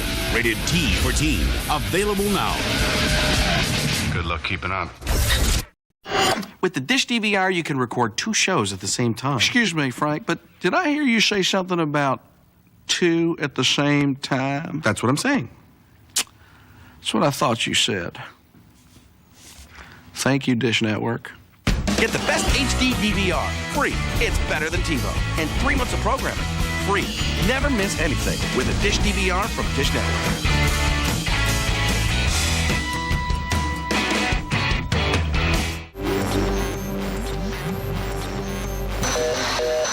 1-888-69-BUBBA. Call the Sponge. 1-888-69-BUBBA. Now back to the Bubba the Love Sponge Show. Previously on the Bubba the Love Sponge Show. Back in the 80s, man, he was slinging keys, and he went and did his time, did 8 years, and because he didn't flip, and it's been part of the show for God, how long, Brent? As Tony Montana would say it, lesson number 1, don't get high on your own supply. Lesson number 2, loose lips sink ship. Well, you didn't have loose lips, but you certainly got high on your supply, didn't you? Oh boy, slipped on number 1. Never ran. Rumor has it I was my best customer. You're listening to the Bubba the Love Sponge Show. Bubba, I love your show. Some emails. Bubba, I love your show. Been a fan since I arrived to Florida. Keep up the great work. I love you and your team. You and your team keep me smiling and informed. I love the way you stand up for what is right and take no bullshiz from anybody. And you've been handed a lot of shiz by trying to make a living. I believe that people are just mad and envious of how great of a living you have and how you're ranked number 1 and number 2. Number 1 in Tampa and number 2 on Sirius Radio. Example, you being sued by a retarded midget. That's just a waste of taxpayers' time. That little bastard should jump off a chair and end it all. That's pretty funny. Oh, he might sue me now because I mentioned this. Executive Chef Michael Ambrosino, thank you so very much. I'm not making that good of a living, my friend, due to the fact that I want you to keep that, due to the fact that I'm 6 figures into defending myself against this little midget. But anyway, a few months ago, I sent an email in support of Patty Ryan, the on-air and reported girlfriend of Mark Lunsford. I actually emailed you some quite disturbing things. I called you names. I supported her. I called you pathetic, and I was actually going to help her try to sue you. Well, I'm now withdrawing that because she's a piece of crap. Without getting too specific, I found that she's a lying, rumor-spreading, gossip in her own right bartender. Thus, my statement, she values her privacy, does not support others' rights, is simply not correct. I'm taking the time to apologize to you. After I've gotten to know this woman, she is evil. Well, thank you. Maybe you should listen to me more often and realize that we are a pretty good judge of character mostly. We didn't have a dog in that fight. She did. First of all, I'm so happy that you guys are back. You all rock. Keep on doing what you're doing. So that being said, I'd like to point out something about your stance on politics. I have been a fan since your early 98 rock days, and for the entire time that you and your crew were there, you are about 97% Republican. I'm a Democrat, but I've still been a fan. I accepted your views, and I didn't belittle you, even though I didn't agree. I never wrote you. I never complained. I just took it as that's your opinion. It's your show. But now, suddenly, since you've gotten a lot of hate mail from the Republicans because you've been voicing who you'd like to back for president, not necessarily saying you're Democrat, you happen to pick this guy because you like him, you obviously now have been backing off because you've been told to. What you're doing because of this hate mail, man, you've never backed off before. Why now? Finally, I get to hear you endorsing a Democrat, and it's refreshing. I was smiling every day I heard you speak in the gospel. But you're caving to the Republican tactic of giving in to their attacks. They're all offense, they're no substance, and they scare. I'm sure that they've scared Cox Communications in some ways to have you shut up. You've never shut up before. Why now? Please don't give in now. This election happens only once every 4 years. If you want to bitch, if the Republicans want to bitch, let them. In 4 years, you might go back to endorsing a Republican. But right now, you're actually making the right choice. In my opinion, the Republicans are doing nothing but scaring you like they do on every other situation. My no comment and silence should speak volumes to you, sir. I am in the Marines, and I still am up in the air as to who to vote for. I like McCain for the balls he had surviving 8 years in a POW camp, 7 years in a POW camp, but that was about 100 years ago when he was in his late 30s. I think he is having us fight. I think he's going to have us fight every little pissin' match that comes up. And who wants to see the commander-in-chief walking around with the pins on? Obama, I don't know where to start on this guy. He does not have the time as a senator to be the president of the United States. Plus, I know you love your guns as much as I do. And he will be taking away some of the laws of concealment and Class 3 weapons. Maybe Brent, being a former Marine, as I am now current, can help my decision. Doesn't matter, sir. Well, it's all moot at Brent, this point. he's actually asked you to help him. So Okay. He has asked, so please go ahead. As far as the gun issue goes, it's a state-by-state issue and really city-by-city in some states. And the conceal stuff is not a federal law. That's the conceal carry law is a Florida law. So I don't think our gun laws will be changing one iota in Florida as Charlie Crist is the governor, and they won't be changing at all. And in other states, what they do, that's another state's business. So I don't think that the guns should factor into your decision. Go with who you think is going to be the best president. But at this point, I agree with Manson. It doesn't matter at all. At this point, man, it doesn't matter who. They could dig up Ronald Reagan, revive him, and I don't think he could save our country. No one could. Manson's right. It doesn't matter. Vote for whoever you want. It doesn't matter. It doesn't matter because it doesn't matter who gets in there because they're getting ready to get left. I mean, I was in the worst situation of anyone. I was all rah a while back, but after this the last 6 days, it doesn't bailouts, Lehman Brothers, AIG, Fannie Farkle, Freddie Mae, all. Please. I would love for somebody on this banking committee, Republican or Democrat, to stand up and have some balls and say, this is ridiculous. This is outrageous. You notice Ron Paul's, they didn't put him on this committee with them. Of course not. I heard my last email to you on the air this morning. I wanted to thank you for reading it, but I wanted to follow up with you because I don't think that you understand that it was actually MJ that got BJ fired, and that upsets me a lot because BJ was so damn funny and was actually a pretty good friend of mine. When in doubt, dump it out, right, Spice? Exactly. MJ's a dick. Let me say this as well, Brent, so you have it. I hope you squash that little termite. Thanks again, and don't forget any motion that is denied in court can be used in an appeal if you lose this case. Be positive, though. You never know what could happen if you win a motion and you have the case transferred to Pinellas County. It's not getting trained. I was told by my attorneys yesterday. You saw the attachment. It's not getting. It's staying in Hillsborough, which really saddens me, because MJ's wife, our ongoing case, he's suing me. I'm the defendant. Him and his wife are suing me. In fact, I have some of the legal proceedings right here. And his wife worked for the judges and worked for the state of Florida, and we're hobnobbed with these judges daily for 5 years. In the order of Michelle Schnitt and Todd Schnitt versus Cox Communications, Bubba Radio Network, Bubba Clem personally. She is suing me. She worked for the prosecution. That's almost should be conflict, shouldn't it? You would think. A few weeks back, you had a lady there that could translate your dreams. You guys mentioned her website. Is there any way you guys could give me a link and let me know? My wife a friend of mine had a dream that his mom got shot and is freaking out about it and wants to know what that possibly means. Love the show. Thank you, Espen. Do we know what that woman's website was, Spice? Yeah, let me find it. Here, you know what? There's I'm going to hand the email to you. You can maybe just directly email that guy back. Dream Zone Lady or something. Is that what it was? Dream Zone Lady? Or something like that. The Dream Zone? Yeah, I'll find it. Jim Protection High. Go ahead. Yeah, I'm a City of Tampa firefighter. And the situation with us is we don't even have internet access at all to the city. If we want internet access, we have to pay Bright House, whatever, $45 a month. Well, let me ask you a question. As a firefighter, could you bring your own laptop on your own computer and look at it? Yes. Yeah, you could do that. But not to the city. We have to pay Bright House for a wireless. Yeah, your own personal laptop and your own personal connection. Yes. That's what I say you firefighters do. I know it's going to be $45 a month, but man, at least you're not going to get fired for the deal. Yeah, we have internet access, but you can go to like the City of Tampa government website and one other website, and that's it. All right, buddy. Thank you so much. This is Keith Tarpon. Hi.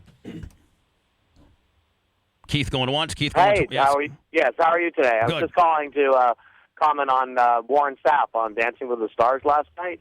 Yes. I don't know if anybody saw that, but it was actually very entertaining, and they had the Kleachman girl on there also at 82 years old. I think she did a little better than Warren. Who is have they paired Warren up with anybody yet? Yeah, he's with very, very attractive girl. I can't remember the name she was with. He was on last night. But, I hope that she's not married. I don't think so. Because that marriage is destroyed. He's been known to do that occasionally, and if she's white, then he's going to be totally hypocritical because usually he won't speak to white people. Usually, unless they're a chick. Yeah. That's true. Come on. Unless they're then the rules change when you're a hot chick. That's true. Well, the host of Dancing with the Stars is a white guy, so how fake and contrived is it going to have to be for Warren to even act like he likes that guy? Very fake, because the only reason he's doing this is to get himself back on TV and then get himself behind the booth and talk some smack on SportsCenter. He won a championship playing smash mouth football, but tonight... Man, who and when made this guy an icon of Tampa, Florida, man, befuddles me. The meanest guy to the public ever. I mean, I've seen him flat out and just be so rude and mean to kids. I mean, just flat out yelled at kids, made kids cry. Ex-Buck Warren Sapp traded in his cleats for some dancing shoes in hopes of winning the Super Bowl of reality dancing shows. And Mr. Sapp got off to a great start tonight. Check him out, dancing the cha-cha-cha. Warren. Spice, how steamy is the chick that he's partnered with? I have no idea. I don't watch this. You kidding me? I know, but I thought maybe you had a clip of it or something. God, like that. No. Go to YouTube and see if there's a clip from last night's if you catch me at home watching this, beat me. Partner Kim Johnson tore up the dance floor. The crowd loved him. Look at his big bug eyes and his goofiness, and he acts like he likes white people. Really, he's probably, in my opinion, the most racial celebrity I've ever seen in my entire life. Absolutely the rudest, most meanest racial celebrity I've ever seen. Yeah, he's on Inside the NFL this year. That, and so did the judges. Well, he can move. Bruno Len and Carrie Ann gave... Oh, is Wendy getting a little jungle fever there?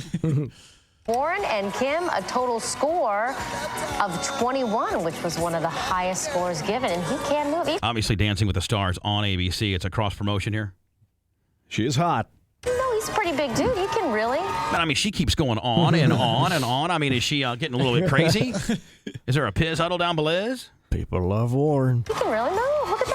He's light on his feet. How many compliments did she... She paid him 10 compliments in 7 seconds. Brent, get the tally ready. Get the tally. He won on how many compliments? I mean, a championship playing smash mouth football, but tonight ex-Buck Warren Sapp traded in his cleats for some dancing shoes in hopes of winning the Super Bowl of reality dancing shows. And Mr. Sapp got off to a great start tonight. Check him out, dancing the cha-cha-cha. Warren and partner Kim Johnson tore up the dance floor. The crowd loved him. Look at that. And so did the judges. Well, he can move. Bruno Len and Carrie Ann. There's one.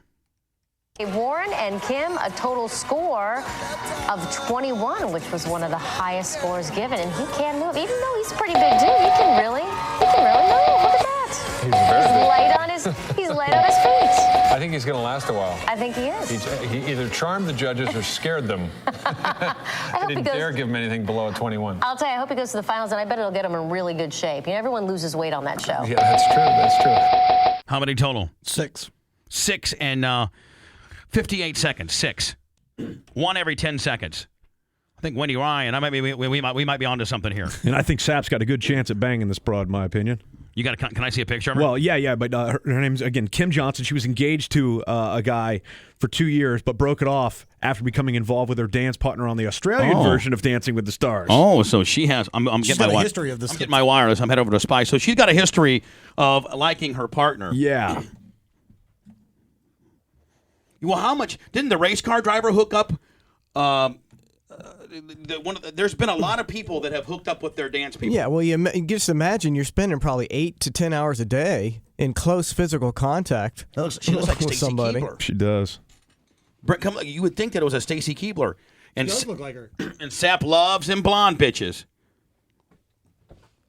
Black Now, I've on seen blonde. What's that, Ned? Black on blonde.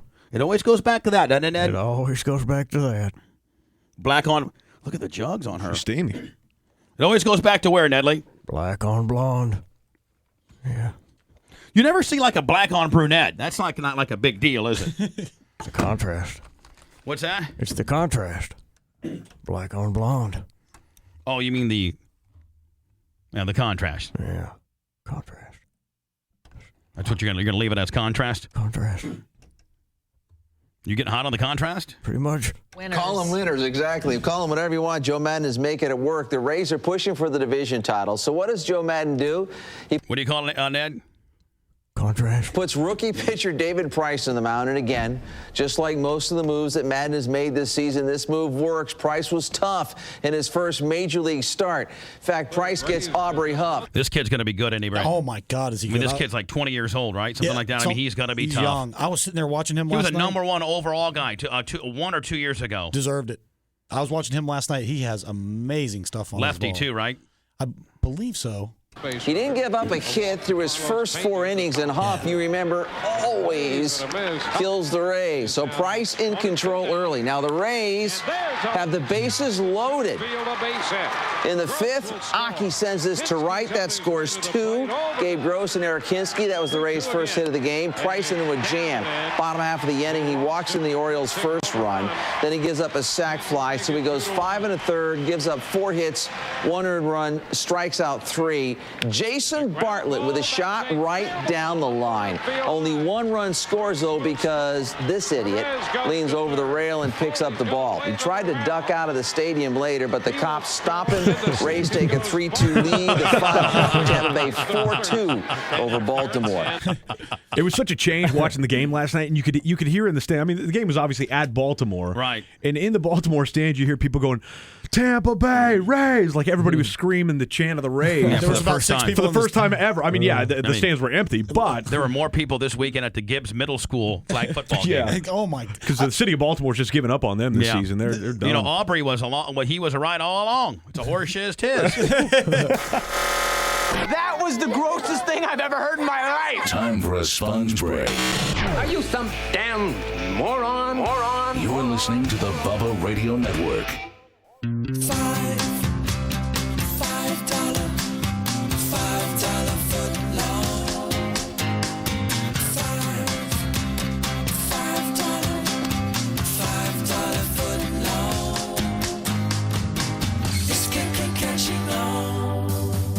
To say thanks for making Subway footlongs famous, get any piled high regular footlong for just $5. $5 footlongs. Hurry, a celebration this great won't last long. At Subway. I'm a busy guy. That's why I love Roadrunner.com, where I can do everything fast and all in one place. Like plan the perfect date. I can email my girlfriend, check out movie trailers, download MP3s for the car from Roadrunner Music, even get driving directions. Yeah, and next time, I'll use Roadrunner.com to get a forecast too. Get what you need online at Roadrunner.com. Get there faster with Roadrunner High Speed Online. Call today to get Roadrunner for as low as $14.95 a month for 12 months. Time Warner Cable, the power of you.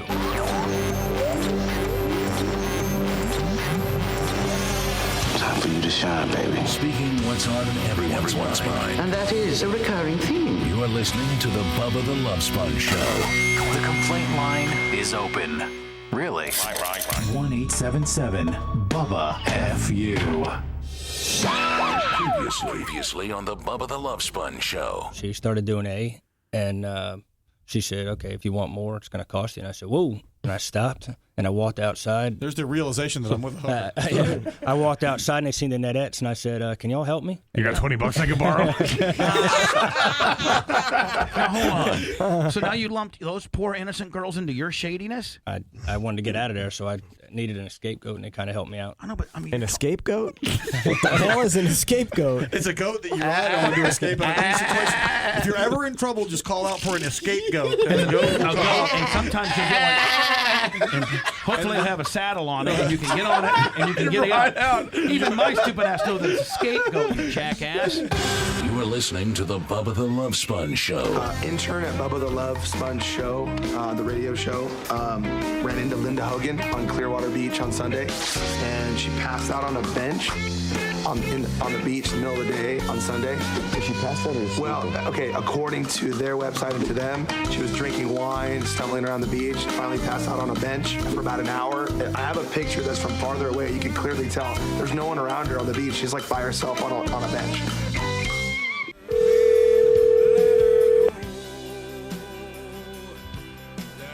Hello. Dave, Bubba. Hey, Bubba, how you doing? Man, I got so busy today, I completely forgot about you. I had you on my list and everything. So I want to, maybe kind of quickly touch on this a little bit now to let the whomever's been screwing your... Basically, we can do a two-part series, Dave. We can get the word out to the public as to who's being shady and screwing with you. They'll hear about it today, and maybe things will change because I got a whole lot of something for them tomorrow. Okay. During prime time. We'll do you 8 or 9 tomorrow, whatever's good for you. But I'd like to briefly touch on the fact that, now, who is the charity, Dave, that's been giving you a hard time? Okay, the charity is Operation SOS, supporting our soldiers, and that's Florida Veterans Assistance Association. And I was talking to you last night, and you're like, you know what, your father-in-law's a veteran, and these people have, sent cards and done really good by you. That's the reason why you actually spent a couple $100 in this raffle ticket. You're like, it really pains me to be, to have to call these guys out because they've done some good things, but at the end of the day, they're screwing you out of a $20,000 bike or so. Oh yeah, we've been going. Kathy and I have been going to Wild Wings, the bike night on Thursdays, and we come across this bike built by Venom Custom Choppers. Beautiful bike, just red, white, and blue American theme bike, and we saw. At first, we passed on the tickets, and we seen that it was the Veterans Association. So, you know what? That's a good cause. Let's just go ahead and get a few tickets and, see what happens. And we won the thing, and then... now, you kept the program, so you know all the bylaws. You had to be present. Oh, yeah. You had to be present to win. Right. And you were present to win. When they did the drawing, they said Dave Schmaus, 105, late model, mean green, whatever. Yeah, it was, it was actually Kathy that her name was on the ticket. And, it was a big event. Full Throttle Magazine was there. It was at the Wing House, and they actually told me of conversations the Thursday before about Venom saying that, men at Venom saying that, no matter what the participation or ticket sales or whatever, are you prepared to, turn the bike loose or whatever? And he says, yes, absolutely. Now, is Paul Allen from Full Throttle involved? Because he's a good friend of mine. I might be able to get him up. Well, he was just at the he goes to all the bike shows and bike events, and he's just covering it. And he was going to do a story on it, but he's kind of waiting to see how it turns out. Right. As far as what kind of story it's going to be. So that was 8. So when they call out the raffle, they're like, okay, your wife Kathy Schmaus wins, and then so you go to get the bike, and what happens from that point? Well, they right away, when they pulled us aside, the crowd died down a little bit, and then they started with, well, you can follow us up to Newport Richie, and we'll present the bike to you up there. And said, oh, absolutely, we thought we'd get it right here. And they said, no, come on up there. And so we were prepared to do that. And then once the crowd died down, they got us off to the side. They said, well, what we'd rather do is wait till Monday when we get the local Newport Richie paper and the television station up there, and at our shop, Venom Custom Chopper, so they get a little publicity out of the deal, that we'll do it up there. And we said, we were let down or whatever, but it sounded good. Right. So we went along with it. We said, okay. And then the next thing you know, Monday comes along, nobody's answering their phones. Tuesday, we get a call from the Florida Veterans Association, to Steve Crosby, and he's saying they need 2 weeks to do the paperwork and all. Then we get a call from his boss, the president, Joel Markman, and he's trying to buy us out. He said, offered us $3,500 good faith money, and then call back with another $2,500 later in the day on well, how about just we don't want any. I got to assume that you don't want any cash. You want the bike. No. Well, when I told him, he didn't know I was on the phone on the second call with Kathy. I said, absolutely not, because then you're going to write up some kind of contract that we accepted, instead of the grand prize, that we accepted a consolation prize or something. I said, well, I don't want your money. We want the bike. So we're going on the Monday. It'll be going on the 9th week, right? Well, let's see. Today, it's actually 2 months from the time we bought the first ticket, and it's 7.5 weeks from the day of the raffle.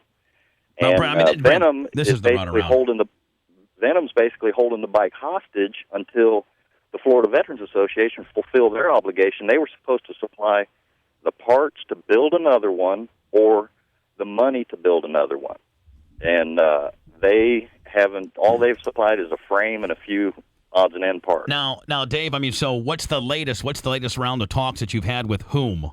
Well, you wouldn't believe everybody that Kathy's called. I mean, Channel 10 News was there the day of the event, so we've called Jackie Calloway. She's very interested. Well, now, Dave, you watch. After today's show, man, you watch how things change, because I'm just getting warmed up, my friend, and I'm just getting cranked up on this. This call is going to get me up to speed. Tomorrow we'll start doing some things that they're not going to like. I promise you that.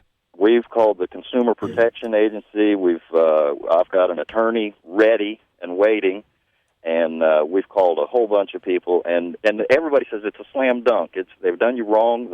I've got phone messages on my phone from Venom saying, you won the bike fair and square. We just need to cross the T's and dot the I's, and you're going to get it. We just need a little time. And then here it is 7.5 weeks later, and nothing. So, man, I really feel, and for the most part, man, the biker community is not like that, and I mean, it just, I don't know. This is a good friend of mine, Dave. I've been racing for him for a long, long time. He's a great racer out of the East Bay, and he's a great, great guy. Got me. If you broke something, man, you could go down to Dave's pitch. If he has it, he'll give it to you. Good people. And Dave, it's really sad that this sort of thing's happening to good people. You went out and bought a raffle, and now you got this shady ass organization. What is it? The Florida Veterans Association? Yep, the Florida Veterans Association. I feel bad because the reason we bought the ticket. I've never won anything, never known anybody win anything of any value or whatever, and we basically bought it supporting the Veterans Association. I mean, if you can't give to them, who can you give to? Well, I mean, and if they're going to screw you out of your prize. Right. So Brent, I feel bad that the people I was trying to help now, I'm either going to take them to court or they're going to get bad publicity on the deal, and the economy the way it is, their whole foundation is based on donations, and if we didn't get the bike, did the veterans get the money? I question that. Brent, what would you be doing? I would be doing the same thing this guy's doing, but I would definitely have an attorney on this because it's illegal. You cannot hold a raffle and then not give the person the prize. You just can't do that. Well, first of all, Dave, just us giving stuff away. Florida's got some unbelievable contesting rules. Yes, they do. And we have to have all of our stuff approved by corporate. I don't necessarily know. I mean, they could be on a lot of trouble on a lot of different fronts.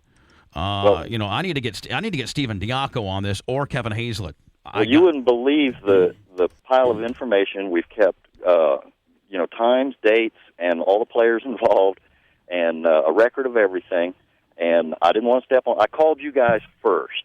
It's been more than a few weeks ago when you have the attorneys in there on Friday. Right. But of course the phones are slammed. Right. I couldn't get through, and then I talked to you later briefly about it. And right. You were real busy in that, and. But then, because Channel 10 was there the day of the raffle, I said, well, let me call them. And they put me in touch with Jackie Calloway, and then she's going to do a report on it. And so she's putting pressure on the deal. And then I called her, and I asked her, I said, I don't want to if I ask somebody for help, I don't want to step on their toes and foul things up. So I said, should I go ahead and get my lawyer on it? Because it's been so long now, is it just going to disappear and it's too late to do anything about it?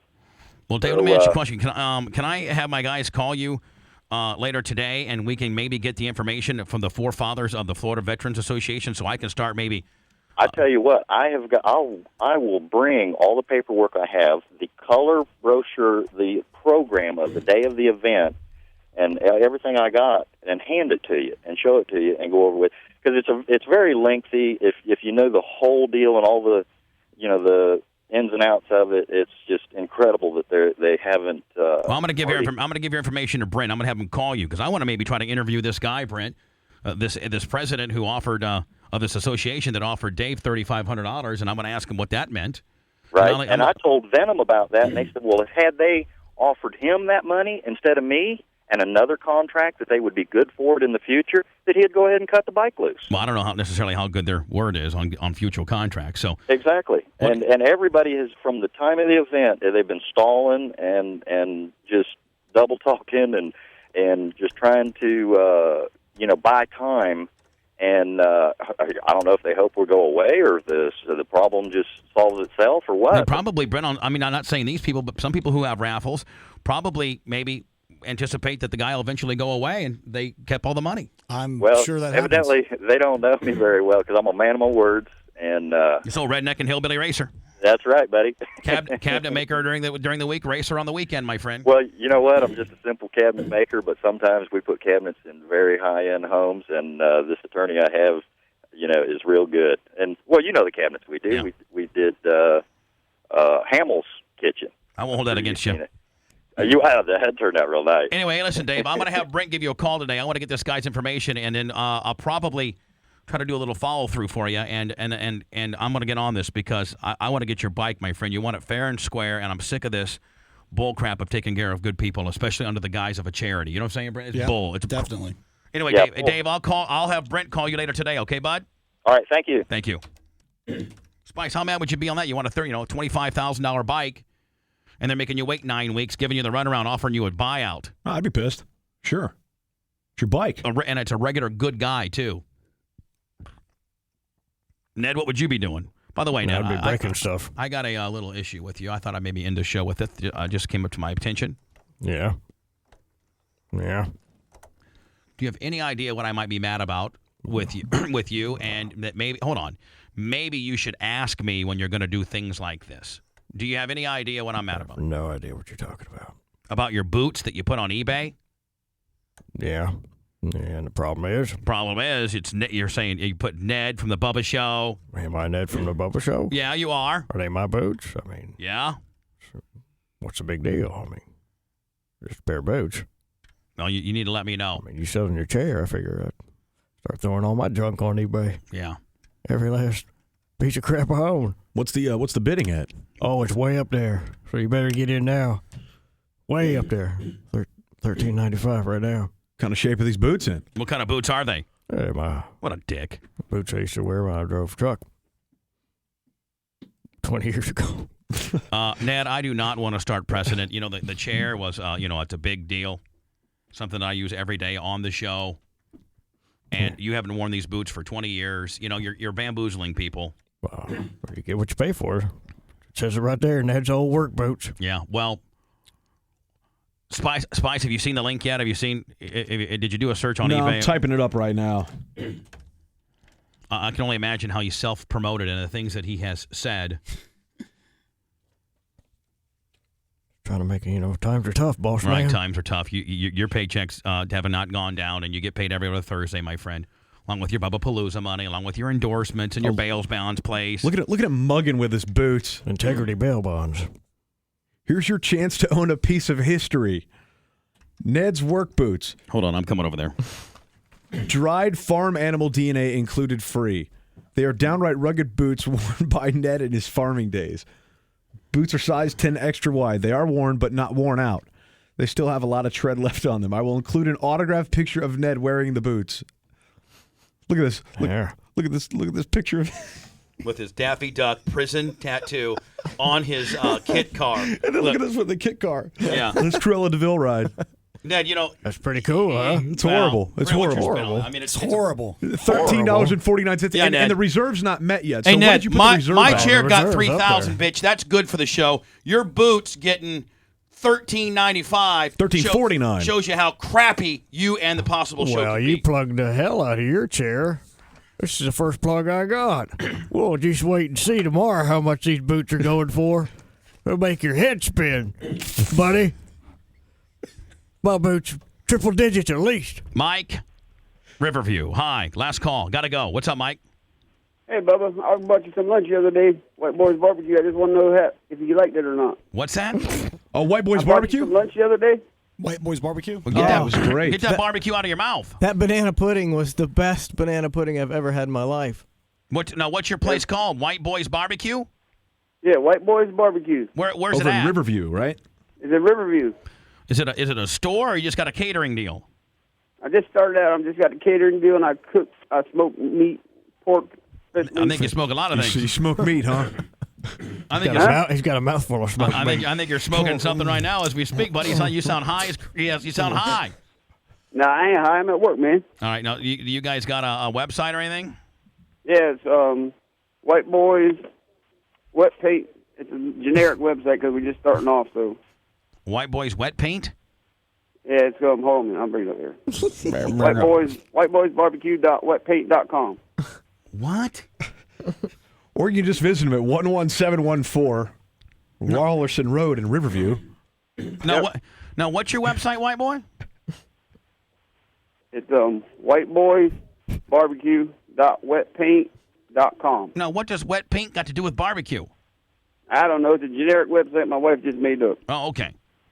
Well, I think it's So kind we're of gonna get us a good one here soon. Like I said, we're just starting out. I will tell you, man. It was tasty. I will tell you, we enjoyed your barbecue. Thank you very much. And Manson would like to have about 4 pans of that banana pudding. We devoured that stuff. Therefore, if y'all want some more, just call and let me know. I'll bring it to you. All right, White Boy, Mike, the White Boy from White Boy Barbecue, and let's get you a website that people can actually navigate to. Okay. Therefore, boss. Get a hold of 25 to get a hold of the ferret. Let's get you something a little more user friendly. We do that sort of thing. Okay. Therefore. That might be our new redneck hillbilly. What's happening in the Sticks correspondence there? Wouldn't you guys agree? Definitely. Oh my God. Way late today, man. Sorry about that. Tomorrow, Topless We. Your favorite and ours too, man. You guys have a great day. Take care. Florida Veterans Association. Before I call the Bubba Army out on your ass, I would be making good on this chopper. You don't want the Bubba Army on you.